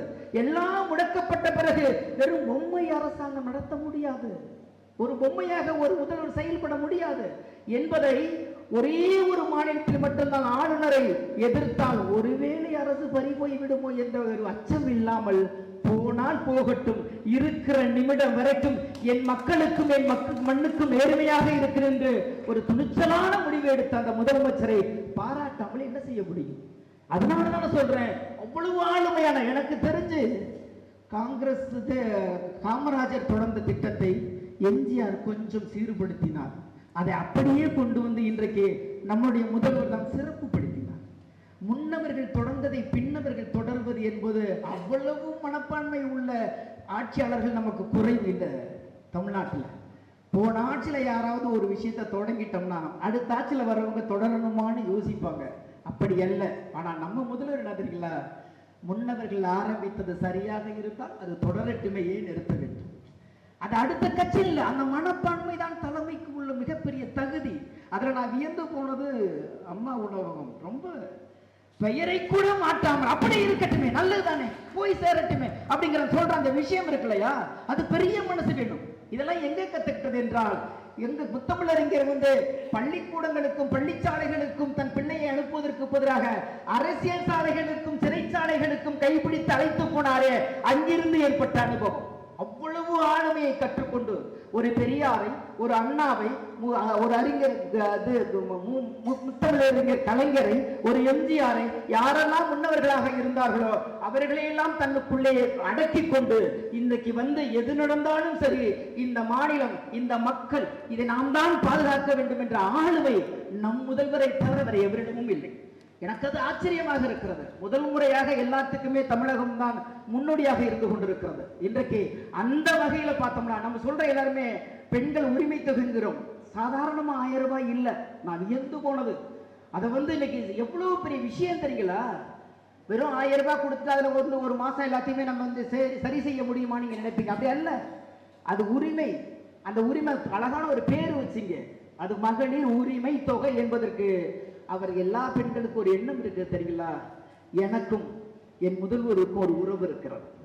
என் பிள்ளையை போல், என் சகோதரனை போல், என் தகப்பனை போல், என்னுடைய ஏதோ ஒரு உறவாக எங்கோ இருந்து எனக்காக மாதந்தோறும் 1000 ரூபாய் அனுப்புவது பெண்களுக்கு இந்த அரசு கொடுக்கிற நம்பிக்கை. அது பணம் அல்ல, நம்பிக்கை, கொஞ்சம் நம்பிக்கை கொடுத்தால், நான் அடிக்கடி சொல்லுவேன் நண்பர்களே, 33% இடஒதுக்கீடுக்காக போராட வேண்டாம். ஆண்களிடமிருந்து பெண்களுக்கு 1% இடஒதுக்கீடு வாங்கிக் கொள்ளுங்கள், அவர்கள் 100% இடஒதுக்கீடு பெற்றுக் கொள்வார்கள். அந்த மாதிரி ஒரு 1% நம்பிக்கையை இந்த அரசாங்கம் நான் உன்னோடு இருக்கிறேன் என்கின்ற அந்த நம்பிக்கையை கொடுக்கும் பொழுது அவர்கள் 100% நம்பிக்கையை பெற்றுக் கொள்கிறார்கள். எனவேதான் நண்பர்களே, மீண்டும் நாம் சொல்வதற்கான நிறைய திட்டங்களை பட்டியலிடலாம். கல்வித்துறையில் எடுத்துக்கிட்டா 24 மணி நேரத்துக்கு இடைவிடாமல் பேசலாம். ஆனா அண்ணன் மாதிரி அவ்வளவு தரவுகளை மனப்பாடமாக எங்களுக்கு பேச முடியாது. கவிதைகளை வேண்டுமானால் நாங்கள் கட்டுக்கட்டால் எழுதலாம். வியந்து போகிறோம். பெருமக்கள், மிகப்பெரிய அறிஞர் பெருமக்கள் வியந்து போகிறார்கள். அந்த அளவுக்கு பட்டியல்கள், விளையாட்டுத்துறையாக இருக்கட்டும், பெண்களுக்கான அந்த கொடுக்கிற சலுகையாக இருக்கட்டும், எல்லாத்தையுமே கொடுத்தாரு. ஆனால் அதையெல்லாம் மீறி மாநில நலன் கருதி அவர் எடுக்கிற ஒவ்வொரு முடிவும் இந்த மாநிலத்தை எக்காரணத்தை கொண்டு எவரிடமும் நாங்கள் பணியை விட மாட்டோம் என்கின்ற அந்த தைரியம் இருக்கு இல்லையா, அது ஆளுமை உள்ள முதல்வர்களால் மட்டும்தான் முடியும். அந்த ஆளுமை நம்மளுடைய முதல்வரிடம் இருக்கிறது. எனவேதான் அவருடைய பாராட்டு விழா என்பது நாம் எல்லோரும் கொண்டாடப்பட வேண்டிய திருவிழா. எனவேதான் மும்மொழி கொள்கை வரும் பொழுது எங்களுக்கான வரவேண்டிய தொகையை தரமாட்டோம், மும்மொழி கொள்கையை கொடுத்து ஏற்றுக்கொண்டால்தான் தருவோம் என்று அவர்கள் சொல்லும் பொழுது கூட, இப்படி கொடுத்தால்தான் நாங்கள் ஏற்றுக்கொண்டால் தான் தருவீர்கள் என்றால், அப்படி உங்கள் பணமே எங்களுக்கு வராமல் போனாலும் பரவாயில்லை என்ற ஒரு துணிச்சலான முடிவை தமிழகம் தான் எடுத்திருக்கிறார், தமிழ்நாடு தான் எடுத்திருக்கிறார். எனவேதான் இந்த மாதிரி எந்த இடத்திலும் என் மக்கள், என் மொழி, ஏன்னா எல்லாருக்கும் இங்க பல மொழிகள் கற்றுக்கொண்டிருக்கிறோம். நாம எந்த மொழிக்கும் எதிரியானவர்கள் இல்லை. ஆனால் இன்றைக்கு ஊடகங்கள் அதை தவறாக சித்தரிக்கிறார். நாங்கள் என்னமோ இந்திக்கு எதிர்ப்பு மாதிரி, எதிர்ப்பு அல்ல. நாங்களும் இங்கே உள்ளவர்கள் நிறைய பேர் இந்தி பேசுவார்கள். எங்களுடைய பிள்ளைகள், நண்பர்கள், உறவினர்கள் இந்தி கற்றுக்கொண்டிருக்கிறார்கள். காரணம், அதெல்லாம் வியாபார மொழி. எங்கள் மொழி தாய்மொழி என்பதும் தமிழ் என்பதும் எங்கள் வாழ்வியல் மொழி. வாழ்வியலை தொலைத்தவனுக்கு வியாபாரம் எப்படி செய்ய முடியும்? தொடர்புக்குத்தான் மொழியை தவிர வாழ்க்கைக்கு அந்த வாழ்க்கை மொழி தாய்மொழியாக இருக்கிறது. எங்கேனும் எங்களுடைய தாய்மொழி மீது கரைபடியுமானால், எங்கேனும் ஒரு கட்டுக்கோப்பை நீங்கள் விதிப்பீர்கள் ஆனால், அப்படி ஒரு மும்மொழி கொள்கையை எங்களால் ஒருபோதும் ஏற்றுக்கொள்ள முடியாது என்கின்ற துணிச்சல் நம் தமிழ்நாடு முதலமைச்சருக்குத்தான் உண்டு. இதெல்லாம் சொல்றதுக்கு ஒரு தைரியம் வேணும். காரணம், இதெல்லாம் எங்க கத்துக்கிட்டது? ஆண்டாண்டு காலமாக மொழிப்போர்களிலும் இனத்துக்காக, மொழிக்காக, இந்த நாட்டுடைய பண்பாட்டு, இந்த மாநிலத்துடைய பண்பாட்டுக்காக போராடி வந்து இன்றைக்கு எல்லா அனுபவங்களையும் சேர்த்து கொண்டு இந்த நொடி கூட என்ன வேணாலும் நடக்கட்டும், ஆனால் என் சொந்தங்களுக்காக இந்த ஆட்சியை இப்படித்தான் நடத்துவேன் என்று அடுத்த தலைமுறைகளோடு கைகோர்த்து கொண்டு இன்றைக்கு முதல்வர் சென்று கொண்டிருக்கிறார் என்றால், அவருடைய திட்டங்களை விட அந்த உள்ளம் இருக்கிறையா, பரந்த உள்ளம். ஒரு ஆசிரியனை போல நேற்று சொன்னார் அன்போண்ணன் அன்பு பொய்யா மகேஷ் பொய்யாமொழி அவர்கள் சொன்னார், நான் மாணவனாக இருக்கிறேன், ஹெட்மாஸ்டர் தலைமை ஆசிரியராக முதல்வர் இருக்கிறார் என்றால், உண்மையில் அவர் தன்னுடைய அடுத்த தலைமுறைகள் உள்ளே வரும் பொழுது ஒரு மிகப்பெரிய தலைமை ஆசிரியராக அமர்ந்து கொண்டு அவர்களுடைய செயல்பாடுகளை பார்த்து பெருமிதம் கொள்கிற அந்த விதம் இருக்குல்லையா, இதுதான் தலைமைக்கு தகுந்த. எனவேதான் இந்த ஆட்சியை நாம் பாதுகாக்க வேண்டி இருக்கிறது, இந்த முதல்வரை பாதுகாக்க வேண்டியிருக்கிறது. எவ்வளவு பெரிய போராட்டத்திலும் நிலைகுலையாம இருப்பதற்கு காரணமே உங்களை போல் செயல் வீரர்கள் தான், உங்களை போல் செயல் வீரர்கள் தான். அதுக்கு என்ன தெரியுமா, எனக்கு ஏதோ படித்த ஞாபகம் இருக்கிறது. ஐயா பெரியவர் அன்பில் தருமலிங்கம் தாத்தா அவர்கள் சொன்ன ஒரு வார்த்தை தான் எனக்கு ஞாபகம் வருகிறது. ஒவ்வொரு மாவட்ட செயலாளரும் ஒரு கலெக்டருக்கு சமம் என்பார். நான் கட்சி பொறுப்பாளன் அல்ல, இந்த மாவட்டத்தின் பொறுப்பாளன். மக்களின் தேவை எது, தேவையற்றது எது, எங்கே தேவைப்படுகிறேன், எங்கே எதை செய்ய வேண்டும் என்பதை நான் தீர்மானிக்க வேண்டியிருக்கிறது என்பதை, அந்த ஆளுமையை சொன்னது முதல்ல ஐயா பெரியவர் அன்பில் தருமலிங்கம் ஐயா அவர்கள். அதைத்தான் கலைஞர் பல மேடைகளில் சொல்லியிருக்கிறார். மாவட்ட செயலாளர்களுடைய ஆளுமை உங்களுக்கு தெரியவில்லை, மாவட்ட பொறுப்பாளர்களுடைய ஆளுமை உங்களுக்கு தெரியவில்லை, நீங்கள் ஒரு மாவட்ட தலைவர், அதாவது கலெக்டருக்கு சமமானவர்கள் என்பதை மனதில் நிறுத்திக் கொள்ளுங்கள் என்றால், ஆனால் அன்றைக்கு அவர்கள் போட்ட விதைதான் இன்றைக்கு இந்த கட்டுக்கோப்பான இந்த அமைப்பு தொடர்ந்து ஓடிக்கொண்டிருக்கிறது. ஆனால் முதல்வரை இன்னொரு பக்கம் பாராட்ட வேண்டியிருக்கிறது. எத்தனை தலைவர்களை பார்த்திருக்கும் இந்த இயக்கம். எங்க அண்ணாவை பார்த்த இயக்கம், பெரியாரை பார்த்த இயக்கம், முத்தமிழ் அறிஞர் கலைஞரை பார்த்த இயக்கம், அவர்களிடெல்லாம் இருந்த இயக்கம் இன்றைக்கு நம்மளால் கட்டுப்பட்டு நடத்த முடியுமா என்ற ஒரு மிகப்பெரிய எதிர்பார்ப்பு இந்த முதல்வரிடம் இருந்திருக்கும் இல்லையா, நம்மளுடைய முதல்வரிடம்.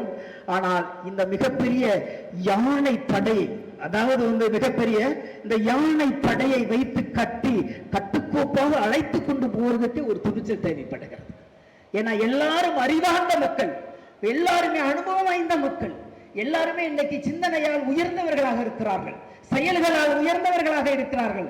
ஆனால் இந்த இயக்கம் ஒருபோதும் எங்கேயும் திசை மாறிவிடக் கூடாது என்பதற்காக அவர் எடுத்துக்கொள்கிற அந்த செயல்களும் அவர் நடந்து போகிற அந்த பயணங்களும் மிக அற்புதமான பயணங்களாக இருக்கிறது. எனவேதான் கட்சி மீட்டிங்காக இருந்தாலும் அல்ல பட்டியல் போட்டு சாதனைகளை சொல்லி வாழ்த்துவதை விட இப்படி ஒரு முதல்வரை நாங்கள் அடைவதற்கு இத்தனை காலம் தவம் இருந்தோம் என்பது எங்களுக்கு பெருமையாக இருக்கிறது. இந்த உறுதி எப்போதும் இருக்க வேண்டுமென்றால் 26ல நம்முடைய நாடாளுமன்ற உறுப்பினர் நம்முடைய அமைச்சர் சொன்னது போல 234க்கு 234 வாங்கினால் மட்டும்தான் மாநிலத்தின் உரிமை பாதுகாக்கப்படும், மக்களின் உரிமை பாதுகாக்கப்படும், பெண்களின் உரிமை பாதுகாக்கப்படும், மாணவர்களின் உரிமை பாதுகாக்கப்படும், தலைமுறைகளின் தன்மானம் பாதுகாக்கப்படும், நம்மளுடைய பண்பாடு பாதுகாக்கப்படும் என்பதை கூறி விடைபெறுகிறேன். நன்றி, வணக்கம். ஆட்சியை பொருட்படுத்தாமல் மக்கள் நலனை முதன்மைப்படுத்தி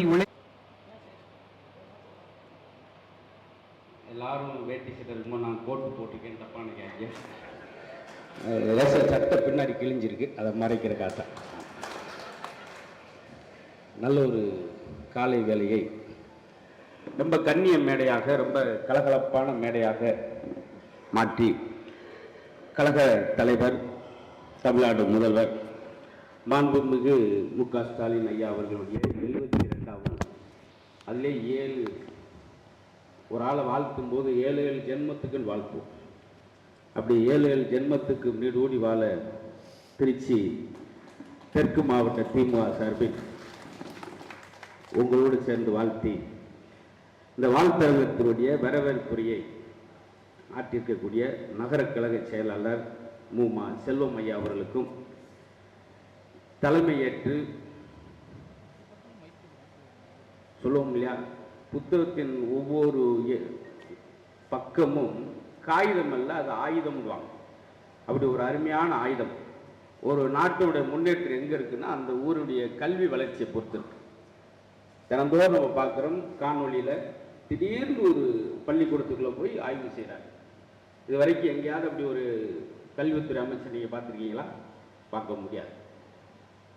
அதனால தான் காற்றுக்கு வாசிக்க தெரியாது, காற்றுக்கு வாசிக்க தெரியாது, இருந்தாலும் புத்தகத்தை திருப்புகிறது. எதுக்கு இந்த கேப் விட்டேன்?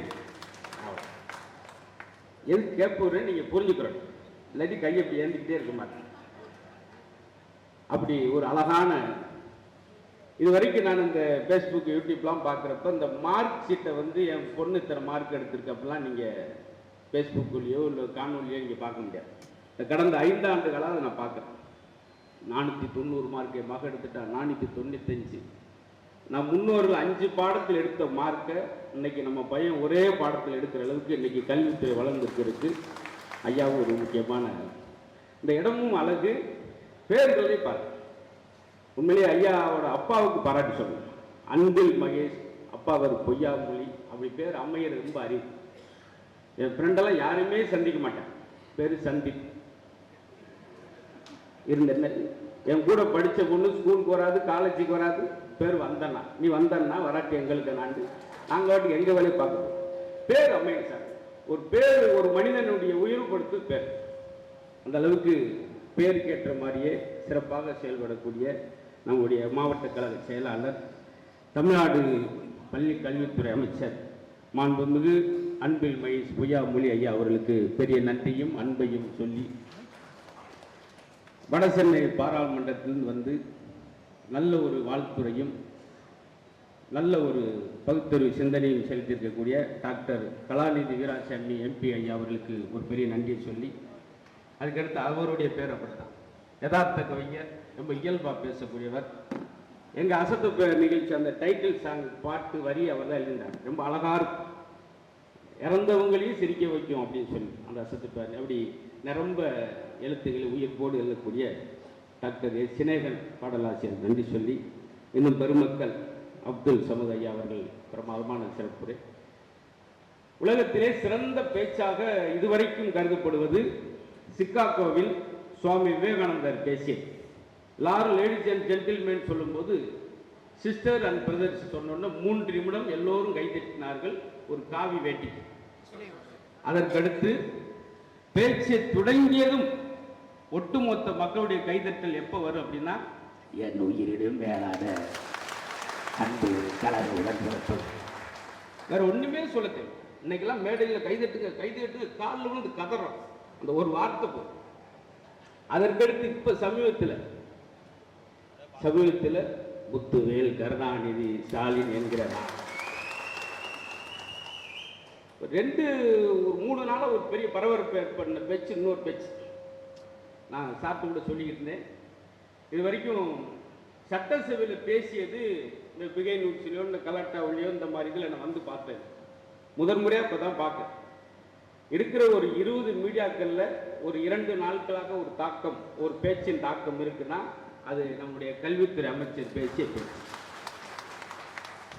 அவரை பேசுகிறோம், அவர் விளாண்டுறால அவர் குறித்து நான் குறிப்பெல்லாம் எடுத்துகிட்டு வரேன். எல்லாமே நீங்கள் பார்த்ததை சொல். அந்த அளவுக்கு ஒரு பேச்சு அமையணும் சார்.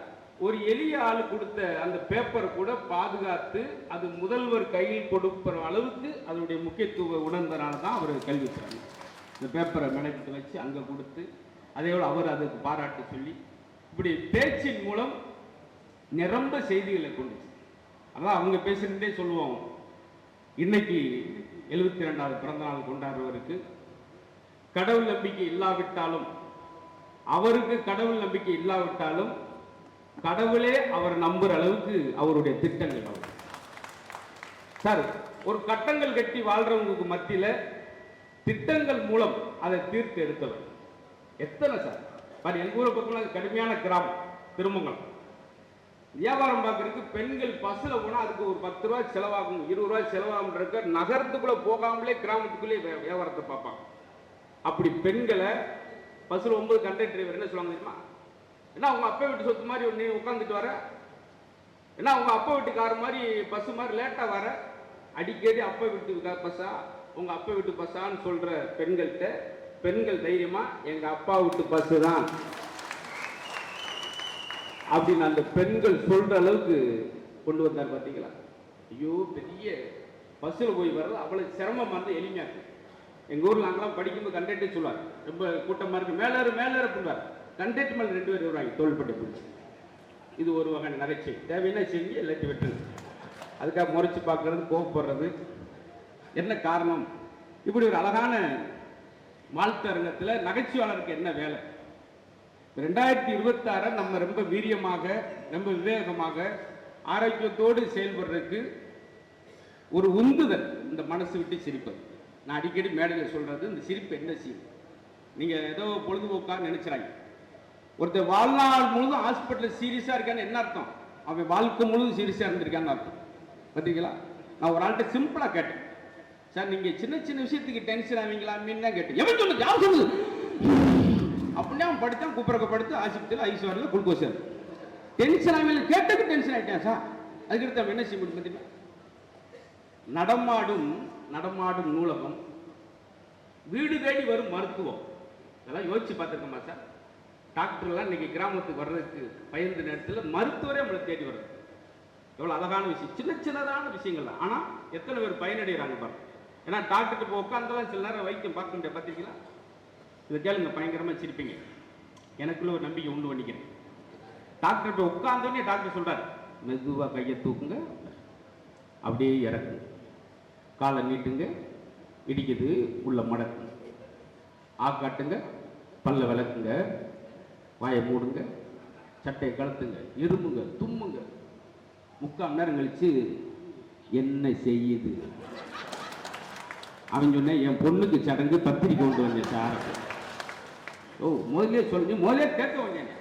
நாக்கு நட்டு மூக்க நட்டு ஒரே நீட்டிக்கே போகிற 3/4 மணி நேரம் தெரியல சார். இது சார், இதெல்லாம் அனுபவப்பட்டவங்களுக்கு தான் தெரியும். ஆஸ்பத்திரியில் போயிட்டு ரெடியாக 3 மாத்திரை எங்கள் கவர்மெண்ட் ஹாஸ்பிட்டலாக வச்சுருப்பாங்க. காலையில் போட்டு சாயந்தரம் போட்டு அதை மாற்றுறது. இதெல்லாம் இந்த எதுக்காக அந்த கோடை சொல்கிறேன்னா, அப்படியே அந்த மறக்காமல் இருக்கணும். நம்மளுடைய அமைச்சர் என்ன சொன்னார் பார்த்தீங்கன்னா, இதை போய் இந்த தகவலை சொல்லுங்க. சின்ன விஷயமா தான் சார். பெரியார் அவர்களுக்கு பதவி மறுக்கப்பட்டது, அண்ணா அவர்களுக்கு ஆயுள் மறுக்கப்பட்டது, முத்தமிழ் அறிஞருக்கு இரண்டுமே கிடைக்கப்பட்டது. நம்முடைய முதல்வருக்கு எல்லாமே கிடைக்கும். யோசிச்சு பாருங்களேன், இந்த இடுப்புல இருந்த துண்டை தோலுக்கு வர செய்தவர் பெரியார். அந்த தோல் இருந்த துண்டை தலப்பாய்க்கு வர செய்தவர் முத்தமிழ் அறிஞர். அந்த தலப்பாக இருந்த துண்டை கிரீடமாக மாற்றியவர் நம்முடைய மு.க. ஸ்டாலின். பாருங்க, ஒவ்வொரு ஆளும் ஒரு விஷயம் சொல்றாங்க. நடிகர் சோ அவர்கள் ரொம்ப விமர்சனம் செய்யக்கூடிய, எல்லாரும் விமர்சனம் செஞ்சிருக்காங்க. முத்தமிழ் அறிஞர் விமர்சனம், எம்ஜிஆர் அவர்களே, ஜெயலலிதா அம்மா அவர்களையும் விமர்சனம் செய்திருக்காங்க. அவர் விமர்சனமே செய்ய முடியாத ஒரு நபர் அப்படின்னு சொல்லி அவரே சொல்றது, ஸ்டாலினை மட்டும் என்னால் விமர்சனமே செய்ய முடியல. காரணம், அப்பா அருகில் இருந்து இருந்து அரசியல் நுணுக்கங்களை கற்றுக்கொண்டு தேர்ச்சி பெற்ற ஒரு மாணவனாக இருப்பதனால் எல்லாருக்கும் மரியாதை கொடுக்கணும், மேடைகளோட பண்பாக பேச வேண்டும், அம்மையார் என்றுதான் அழைக்கிறார். அவரே சொல்கிறார், என்ன சொல்கிறார், ஜெயலலிதா அம்மாவை நீங்க ஆளக்கூடாது என்றுதான் சொன்னேனே தவிர வாழக்கூடாது என்று நாங்கள் சொல்லவில்லை. பார்த்தீங்களா, அதுதான் அவ்வளவு பெரிய துக்குளுக்கு ஆசிரியர் சோ சொல்றார், நான் விமர்சனமே செய்ய முடியாத ஒரு மனிதர். பார்த்தீங்களா, அப்படி இருக்குன்னு சார். வழிகாட்டுவராக இல்லாமல் வாழ்ந்து காட்டுவராக. அப்படி பஸ் கார் போய்கிட்டு இருக்கு, தாத்தான்னு ஒரு குழந்தை சொல்லுது, காரை நிறுத்தி அந்த குழந்தை பார்த்து பேசிட்டு போறார். பார்த்தீங்களா, இதுதான் எளிமை. இதுதான் நம்முடைய மு.க. ஸ்டாலின் தளபதி அவர்கள். சில இடத்துல பாருங்களேன், நானே சென்னையிலேருந்து வரும்போது என் டிரைவர் வண்டி ஓட்டி வந்துட்டு இருக்காரு, அவர்கிட்ட சொல்றேன், ஓட்டி வந்துகிட்டு இருக்க டிரைவர் என்ன சொல்றார், என்னை விழுப்புரம் வந்தா கொஞ்சம் எழுப்பி விடுங்கண்ணே அப்படின்னா. ஓட்டுறதாவே சார், வண்டியை ஓரம் நிறுத்து பார்த்து திண்டிவனத்தை நிறுத்தி வாழத்தார் வண்டியில் ஏறி மதுரைக்கு போனேன். பார்த்தீங்களா எப்படி இருக்கு பார்த்தீங்களா சார். இசை நாணி மேஸ்ட்ரோ பட்டம் பெற்றவர், சிம்போனி அமைக்கிறார், அமைச்சிட்டு சென்னைக்கு வந்தோடனே அவர் வீடு தேடி போய் பார்க்குறார் சார். ஒரு இசை கலைஞர், உலகமே போற்ற வேண்டிய கலைஞர், இங்கே வர வச்சு வைங்கன்னு பாராட்டல, அவர் இல்லம் தேடி போய் பாராட்டுவார். இப்படி இந்த எளிமைக்கு தான் சார் இன்னைக்கு இந்த வாழ்த்தரங்கம், 67 விழாக்கள் நடத்திருக்கோம்னு சொன்னாங்க. பெரிய பாராட்டு. எனக்குமே இந்த மேடை பேச வர்றதுக்கு முன்னாடி தெரிஞ்சு கொண்டு வர்றது, எதற்கெடுத்தாலும் உதாரணத்திற்கு எடிசனை பாருங்கள், காரல் மார்க்ஸை பாருங்கள் அப்படின்னு வெளிநாட்டிலே சொல்லாம நம்ம முன்னாடிக்கு உழைப்பு வர பாருங்கள். முத்தமிழரிடம் கேட்டார்கள், உங்களுடைய மு.க. ஸ்டாலின் அவர்களை பற்றி 3 விஷயங்கள் சொல்லுங்கள், 3 பிடித்த விஷயங்களை சொல்லுன்ற போது முத்தமிழறிஞர் சொல்கிறார் 3 விஷயம். 1 உழைப்பு, 2 உழைப்பு, 3 உழைப்பு. உழைப்பை தவிர வேற சரிங்களா? ஏன்னா 22 நாள் பயணம் செய்து 3500 மைல்கள் கடந்து நமக்கு நாமே திட்டத்தில் பெண்களுக்கான நிதி கொடுக்கிற விழாவில் எவ்வளவு நேரம், 16 மணி நேரம் நின்று கொண்டே அவர் வயசு, அதுதான் நடை. நமக்கு நாம திட்டத்தில் அத்தனை மைல் 3500 மைல் நடந்திருக்காரு பார்த்தீங்களா, இதுதான் நடை.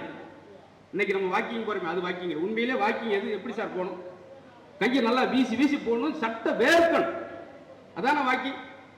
அன்னைக்கு மெரினா பீச்சில் ஒரு 20 பேர் சேர்ந்துட்டு வாக்கிங் போறாங்க சார். சவுண்ட் அதிகமா இருக்கு, பெர்ஃபார்மன்ஸ் கம்மியா இருக்கு, மூவ் ஆக மாட்டேங்குது. அரை மணி நேரம் ஒரே இடத்துல அவன் வலது பக்கம் போறேன், வகுறு இடது பக்கம் இழுத்துட்டு போகுது. அது வாக்கிங் கிடையாது.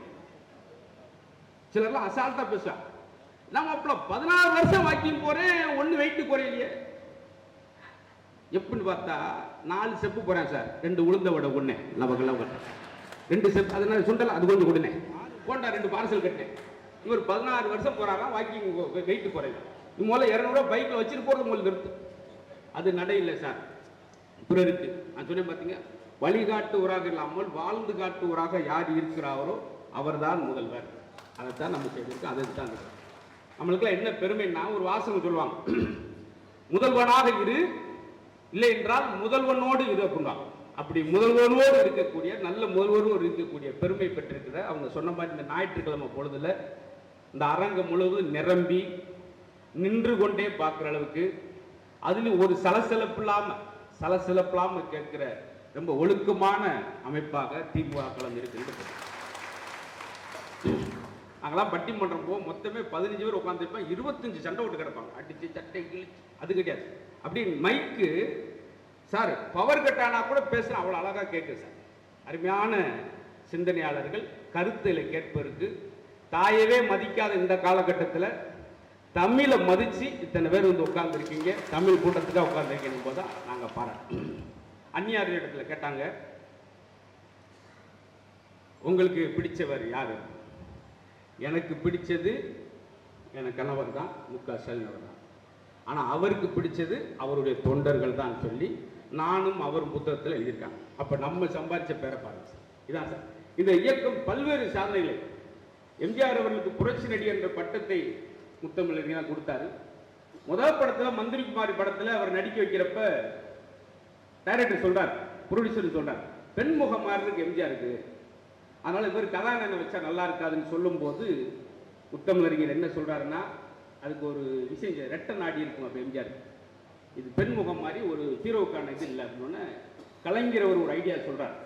இந்த ரெட்டை நாடி கிட்ட ஒரு குறுந்தாடி வைப்போம், குறுந்தாடி வச்சா அது மறைஞ்சிடும் அப்படின்னு எம்ஜிஆரை ஹீரோவாக்குறதுக்காக முத்தமிழ் எடுத்த போராட்டம் எவ்வளவு ஒரு நட்பு தெரியுமா, எவ்வளவு அன்பு தெரியுமா, புரட்சி நடிகராக உருவாக்கி அதுக்கடுத்து அவங்களோட நட்பை சொல்றேன். எதுக்கு சொல்றேன்னா, மேடை நாகரிகத்தோடு பண்போடு நடந்து கொண்டனால தான் இத்தனை ஆண்டு காலம் இது ஒரு பெரிய இயக்கமாக இருக்கிறது. அதே போல் இன்னைக்கு கல்வி வளர்ச்சி சொன்னேன். நாங்களாம் படிக்கும்போது 8 கொஸ்டின் கொடுத்து 2க்கு ஆன்சர் எழுதினாலே முழிப்போம். ஆனால் இன்னைக்கு கல்வி வளர்ச்சியில் 8யுமே எழுதுறேன் பசங்க. சின்ன கொஸ்டின் 1 எடுக்கலாம், ஒரு வரி தான் எழுதுவோம். ஆனால் இன்னைக்கு உள்ள பசங்க 1 வரைக்கும் 13 பேர் எழுதுறவங்களா இருக்கு. கஸ்தூரிபாய் குறிப்பு எழுதுக, காந்தி மனை நோட்டை 1 மார்க் கிடைச்சிருக்கு. அவனுக்கு தெரியல, பயப்படவே இல்லை. கஸ்தூரிபாய் குறிப்பு குறிச்சிருவோம். இது ரொம்ப அகலமான பாய், முதல் பாய். இந்த பாய் எடுத்து மெத்தில் வச்சு எல்லோரும் உட்காந்து சாப்பிடலாம், நடு வீட்டில் வச்சு எல்லோரும் தூங்கலாம். மிரண்டிருக்கார் வாத்தியார், என்ன தூங்குறீங்களா? அடுத்த வகுத்தை திருப்ப அங்கிட்ட ஆரம்பிக்கிறான். கஸ்தூரிபாயின் வகைகள்: ஒலப்பாய், தார்பாய், நார்பாய், ஆபீஸ் பாய், ஸ்கூல் பாய், ரூம் பாய். இவன் என்னதான்டா சொல்ல வரேன், கடைசி பாயிண்ட பார்த்தாரு, அதிர்ச்சி ஆயிட்டார். கஸ்தூரிபாய் வாஜ்பாய் விட பெரியது அப்படின்னு முடிச்சார். அவருக்கு எச்சம் கிடைச்சார். சார் நான் வேலையை கூட ரிசைன் பண்ணிக்கிறேன். என்ன சார் 13 எழுதிருக்கான், பரவாயில்லையா, உனக்காக 13 எழுதிருக்கான், எனக்கு ஒரே வரல குழப்பிருக்காயா? என்ன சார் கஸ்தூரி பாய் என்ன கேள் போட்டிருக்கான். நான் யார்கிட்ட போயா கேட்பேன். எதுக்காக சொல்றேன்னா, மாணவருடைய விசாலம், கல்வி விசாலம். பார்த்தீங்களா, அந்த சட்டசபை கூட்டத்திலே ஒரு வாசம் சொல்லியிருப்பார், அரிசன காலனின்றதை பார்த்துட்டு அன்றைய தினமே அதை அழிச்சார். பார்த்தீங்களா, அதுதான் உடனடி. சொல்லின் செல்வன் சொல்லி அனுமனை சொல்லுவோம், ஆனால் செயலின் செல்வன் சொல்லி நம்ம அன்பில் சாரத்தான் அதை சொல்லி அதை பேசி அதுக்கு கொஞ்சம் பேசி முடிவெடுப்போம் அப்படின்லாம் உடனுக்குடனே சரி. அதுதான் இன்னைக்கு எல்லாருடைய அன்பை பெற்றிருக்காங்க. அவங்க சொல்லும்போது ஞாயிற்றுக்கிழமையில் ஒரு அரங்க நிரம்ப வருதுன்னா அது அவருடைய பேருக்கு ஏற்ற மாதிரி அவருடைய அன்புக்காக வந்திருக்கிற. நாங்கள் வர்றதுக்கு முன்னாடியே வந்து அப்படி எல்லா இடத்துலையும் அமைஞ்சிடாது. மேடை எவ்வளோ நாகரிகமாக பாருங்க, ஒரு ஆளுக்கு சால்வை போட்டு வருவது. தமிழ் மேடை எப்படி இருக்கணுமோ, எனக்கெல்லாம் ஒரு பட்டிமன்ற மேடையில் ஒரு ஆள் சால்வையை கொண்டு வந்து பட்டார் பட்டார்னு உதறிட்டு அதுக்குள்ளே பேப்பர் இருக்கு பாரு, அதை பொத்திட்டு சால்வை அவர் கொண்டு போயிட்டார். நான் உட்காந்துருக்கேன், எனக்கு பின்னாடி நியூஸ் படிச்சுட்டே இருக்காங்க எல்லாம். சார் இங்கிட்டு கொஞ்சம் திரும்புங்க சார், எப்படி இருந்தார் எல்லாம் கொடுக்கப்பட்ட நேரத்துக்கு ஏற்ற மாதிரி. இதான் சார் இப்போ சட்டசபையில் 40 நிமிஷம் பேசினா சொன்னோம் பார்த்தீங்களா, 40 நிமிஷமும் 1 நிமிடம் கூட வீணடிக்கப்படாத நேரம். அவ்வளவும் கருத்துக்கள், அவ்வளவும் செய்திகள். இப்படி பேச்சல எங்கேயா பார்த்துருக்கீங்களா? இன்னைக்கும் பேசுறார், ஒரு ஆள் பேசுறார் சார், எப்படி இருந்துச்சு பாருங்க பேச்சு. பாரதியார் சொன்னார், பாரதியார் தானே சொன்னார், என்ன சொன்னார் நம்மகிட்ட கேட்கிறார், என்ன அவர் சொல்லவே இல்லை. அந்த பாரதியார் சொல்லுகிற பொழுது அத்தனை மக்கள் திரண்டிருக்க சபையிலே சொல்லுகிறார், அதுவும் தடங்கள் இல்லாமல் சொல்லுகிறார், சொல்லிக்கொண்டே இருக்கிறார். ஆட்டோ வச்சு ஏறி போயிட்டான் சார், இவங்க முழிக்கிற என்னதான் சொன்னாரு, ஓடுறாங்க பின்னாடி, நான் வாட்ஸ்அப்ல சொல்றேன்னு போயிட்டாப்பா. இது பேச்சு கிடையாது. எவ்வளவு நேரம் பேசுறோம், என்ன பேசுறோம் என்பதான் முக்கியம். ரொம்ப அழகு. இந்த வாழ்த்தரங்கத்தில் எனக்கு என்ன வேலைன்னு சொன்னேன். எவ்வளவு ஒரு மன அழுத்தத்திலையும் மன இறுக்கத்திலும் இருக்கக்கூடிய மனசை மெல்லிசாக மாற்றக்கூடிய மிகச்சிறந்த ஆயுதம் 2 தான். ஒன்று மெல்லிசான இசையை கேட்பது, இன்னொன்று ஒரு நகைச்சுவை கேட்டு குலுங்கி சிரிப்பது. இந்த 2க்கு மட்டும்தான். அதான் அடுத்த ஆண்டிலிருந்து, இந்த ஆண்டிலிருந்து, இன்றைய தினத்திலிருந்து வேகமாக இயங்குவதற்கு இது பெரிய ஒரு அருமருந்து, சிரிப்பது. அதுக்காகத்தான் நான் சிரிங்க சிரிங்க காலில் விழுந்து கதறது. அதுக்காக நம்ம ஊரில் அப்படி 2-3 இடம் இங்கே பார்த்தீங்கன்னா எல்லாரும் எங்களவே கேட்குறீங்க, எங்களுக்கு பேச ஆசையாக இருக்கு. சில இடங்களில் சொல்லுவோம்னா உட்கார நல்லா சிரிக்கிறவங்க சிரிக்காத ஆள் பக்கத்தில் உட்காரக்கூடாது, வந்து வாயை எட்டி எட்டி பார்த்துட்டே இருப்பாங்க. தயவுசெய்து ஹோட்டலில் சாப்பிடும்போது இந்த ரெஸ்டாரண்ட்டில் வாஷ் பேஸ் பக்கத்தில் ஒரு டேபிள் போட்டுப்பாங்க, அதில் உட்காந்து சாப்பிடக்கூடாது. ஏன்னா சிலர் வாஷ் பேஸில் கை கழுவான், முகம் கழுவான், சிலர் பொட்டலை வெளியெடுத்து அழகுவாங்க, கருவேப்பிலை தெரிச்சு நம்ம திட்டில் வந்து விடும். அது மேடை கிடையாது சார். எனக்கு தெரிஞ்சு ரொம்ப நாகரிகமாக எதுக்கு இந்த நகைச்சுவை சொல்கிறேன்னா, நம்முடைய 95 ஆண்டுகள் வரை முத்தமிழறிஞரே உயிர்ப்போடு இருக்க செய்வதற்கான காரணம், அவரை பற்றி எழுதுனா ஒரு 200 பக்கத்துக்கு நகைச்சுவை புத்தகம் தான் சார். பேசுவது அனைத்து நாங்களும் என்ன சார் ஒவ்வொன்றும் பேரண்ட். அவர் பேர் வந்து என்னன்னா கிட்டப்பா. அவர் சொல்றார், நம்ம ஊருக்கு ஒரு விமான நிலையம் கொண்டு வரணும், அது கிட்டாதப்பா, கிட்டப்பா அது கிட்டாதப்பா. நாஞ்சிலார் இறந்து போனதுக்கு போய் பேசுறார், நாஞ்சிலார் நெஞ்சில் நஞ்சில்லார். பார்த்தீங்களா, யோசிச்சு இதுக்காக ஸ்கிரிப்ட் எழுதி போய் பேசுறவரே கிடையாது சார். இதெல்லாம் எதுக்கு சொல்றேன்னா, இன்றைய தலைமுறைகள் நிறைய கற்றுக்கொள்ள வேண்டியது. பாருங்க, வெளியாளுக்களை பத்தி கத்துக்கிற தேவை சார். ஹிட்லர் என்கிற மிகப்பெரிய சர்வாதிகாரி மில்லியன் கணக்கான மக்களை கொன்று குவிச்சவர். அவனுடைய சர்வாதிகாரத்தை அழிச்சது ஸ்டாலின். ஆனா தமிழ்நாட்டில் இருக்க சர்வ அதிகாரத்தையும் ஒழிச்சவர் நம்முடைய முகாசாமி. ஆனா அந்த பேர் விஷயத்தை சொன்னேன். பேர் வந்து அந்த பேர் எதற்காக வச்சாங்க, அந்த நேரம் அவர் ஸ்டாலின் அவர்கள் இறக்குறப்ப ரஷ்ய தேசத்துல அதே பேரை வைக்கிறப்ப அதே வீரியம் வருவார். இதுதான் அவங்க சொல்லும்போது, கட்டங்கள் சரியில்லை, முதல்வர் ஆக முடியாது, கட்டங்கள் சரின்றவங்களுக்கு இத்தனை திட்டங்களை சொல்லி, திட்டங்கள் மூலம் நான் யாருன்னு சொன்னார் பார்த்தீங்களா. சும்மா மூட நம்பிக்கை சொல்லலாம். நாங்களாம் ஸ்கூல் போகும்போது இந்த காலண்டரில் ராசி பலன் பார்த்துட்டு போவோம். மேச ராசி யோகம் அடிக்கும், லாரி அடிச்சு போட்டு போயிருக்கு சாயந்தர். பார்த்தீங்களா, அது மாதிரி எல்லாத்தையும் மாற்றி மாற்றி இன்னைக்கு முன் உதாரணமாக நான் ஏற்கனவே சொன்னேன், தனக்காக வாழ்வது இன்பம், பிறருக்காக வாழ்வதான் பேரின்பம் உள்ளோம். தினந்தோறும் அவர்கள் நம்முடைய கல்வித்துறை அமைச்சர்கள் இங்கே ஒரு கூட்டம் அங்கே ஒரு கூட்டம், எப்படி நேரம் ஒதுக்குறோம். இந்த பூமியே வெக்கையாக இருக்கிறப்போ உங்கள் மனசு குளிர்ந்திருக்குன்னு சொல்லி சினேகன் அவர்கள் பேச வேண்டும். அதற்கடுத்து வர்ற மக்கள் இந்த வெக்கையாக இருக்கிறப்ப மனசு குளிர்ந்து போகட்டும் அப்படின்னு சிரிப்பதற்கான ஒரு விஷயம். நான் சொல்லுவேன், சிரிக்கும் போது மட்டும் ஒரு 6 வகையான ஹார்மோன்கள் உடம்புல சுரக்குது. அது அவ்வளவு சுத்தமானது, மேன்மை போற்றக்கூடியது. எண்டோர்ம் என்ற ஒரு அமிலம், ஹைட்ரோ என்ற ஒரு அமிலம். இதனால தான் நாங்கள் வந்து வேடிக்கையாக நினைக்கிறாங்க. சொல்லுவாங்க பார்த்தீங்களா, என்ன சொல்லுவாங்க, என்னமோ வர்றாராம ஒரு ஆள் பேசுகிற ஆரம்பிச்சிருக்கு. அப்படி கிடையாது சார். இந்த மேடை ரொம்ப ரொம்ப ஆரோக்கியமான மேடை. டாக்டரே சொல்கிறாங்க, டாக்டரே இருக்காங்க மேடை, 1 நிமிஷம் சிரிச்சா ஒரு சொல் ரத்தம் ஊறும். நீங்கள் இப்போ ஒரு 1/2 மணி நேரம் சிரிச்சிருக்கீங்க, ரத்தம் ஓவராக ஊறி காது வழியாக ஒழுகுனாலும் ஒழுகும். எதுக்கு பக்கத்தில் ஒரு கிளாஸ் ஒன்று வச்சுக்கணும். ரொம்ப அழகு. சிரிக்கும் போது இடமே ஒரு கோயில் மாதிரி மாறிடுச்சு. எனக்கு ரொம்ப பெரிய மேடை. ஐயா அவர்களை ரொம்ப முறை பார்க்கணும் என்று நினைத்திருந்தேன். அது இன்றைய தினம் அவர்களே அழைத்ததில் எனக்கு ஒரு பெரிய சந்தோஷம். அதோட உங்களை பார்த்து எனக்கு கூடுதல் சந்தோஷம். வாழ்த்தரங்கம் ரொம்ப இனிமையாக நடந்திருக்கிறது. நான் ஏற்கனவே சொன்ன மாதிரி தான், உழைப்பு உழைப்பு உழைப்பு, உழைப்பை தவிர வேறு ஒன்றும் அறியாதவர் சொன்னோம். அதே போல திட்டங்கள், நமக்கு நாமே வீடு தேடி வரும் கல்வி. இன்னொன்று, பெண்கள் எங்களை மாதிரி தென் மாவட்டங்கள் இருக்கிற இந்த பெண் குழந்தைகளால் மெட்ராஸில் வந்தாலோ வெளியூர் வந்தாலோ தங்கி வேலை செய்வதற்கு முடியாத நேரத்தில் அவருக்கு தோழி விடுதி என்று இந்த திட்டத்தில் அவர்களுக்காக. ஏன்னா பெண் குழந்தைகள் படுற பாடு பெரும்பாடு பார்த்தீங்களா, கொத்தனார்கள் பில்டர்ஸுக்கெல்லாம் அவங்களுக்கு ஒரு இன்சூரன்ஸ் கார்டு, அதுக்கான திட்டம். இப்படி சின்ன சின்னதாக நுணுக்கமாக யாரும் யோசிக்க முடியாத ஆழ்ந்த நோக்கோடு யோசித்து நல்ல நல்ல திட்டங்களை வகுத்திருக்கிற இந்த திட்டத்தின் மூலம் வெற்றி பெற்றிருக்கக்கூடிய நம்முடைய முதல்வர் அவர்கள், அந்த ஏற்கனவே சொன்ன மாதிரி அவர் நீடூழி காலம் இருக்க. ஏன்னா முத்தமிழர்களுடைய பிறந்த நாள், தமிழின் பிறந்த நாள், நம்முடைய முதல்வர்களுடைய பிறந்த நாள், தமிழர்களுடைய பிறந்த நாள், அப்படி நம்ம வச்சுருக்கோம். ஏன்னா இன்னைக்கு கவிஞர் மாதிரி அவர்களாம் மேடை வந்து அழைப்பு வந்து பேச வைக்கின்ற எண்ணம் திமுக களத்தில் நடக்கிற கூட்டத்தில் மட்டும்தான் நீங்கள் பார்க்க. பட்டிமன்றம், கருத்தரங்கம், அது மட்டும் இல்லாமல் இலக்கிய கூட்டம், இப்படி சொல்லி அது மட்டும் இல்லாமல் முத்தமிழ் அவர் இருக்கும்போது பரிதிமார் கலைஞர், கண்ணதாசன் அவர்கள், நம்முடைய வள்ளுவன் அவருக்கெல்லாம் ஒரு மணிமண்டபம் அமைக்கணும், கவிஞர்களை போற்றணும், வாழ்த்தணும் சொல்லி தமிழர்களை தலை நிமிர்ந்து செய்து அன்பு கோர்ப்பித்தார், அறிவுக்கு ஒரு வள்ளுவர், பண்புக்கோர் திமுக, பகுத்தோருக்கோர் பெரியார் என்று சொல்லக்கூடிய இந்த பெருமக்கள் எல்லாம் புகழ்ந்து பாடி அவர்களை உற்சாகப்படுத்தி மணிமண்டபம் வைத்து போற்றுகிற ஒரே ஒரு இயக்கமாக இருக்கக்கூடிய திமுக மட்டும்தான். அதனால தான் நான் சொன்னேன், தமிழின் பிறந்த நாள் தமிழருடைய பிறந்த நாள் என்று சொன்னேன். இன்னும் ஒரு நல்ல சபையில் இன்னும் நிரம்ப பேசி நிரம்ப ரசிப்போம். உங்கள் அத்தனை பேருக்கும் பெரிய நன்றியை சொல்லி அழைத்ததற்காக எங்களுடைய நாடாளுமன்றத்தில் எழுந்து தமிழக அவர்களும் புரிகின்ற வண்ணம் நல்ல நம்முடைய அழைப்பை 3 நாட்கள் முன்னாடி தான் சொன்னேன். நான் இந்த மாதிரி கண்டிப்பாக மாநில இன்னொரு கூட்டம் இருக்குது. நம்முடைய அழைப்பை ஏற்று திருச்சி மாவட்டம் வழங்குவது என்று சொன்ன உடனே நான் வர வேண்டும் என்ற அந்த கலைஞரோடு வரவேற்றிருக்கின்ற அவரையும் நான் மாவட்ட கழகத்தின் சார்பாக நான் சட்ட முன்வடிவு. என்ன சட்ட முன்வடிவு? நம்முடைய ஏழை எளிய சார்ந்திருக்கின்ற பிள்ளைகள், தாய்மார்கள், பெற்றோர்கள்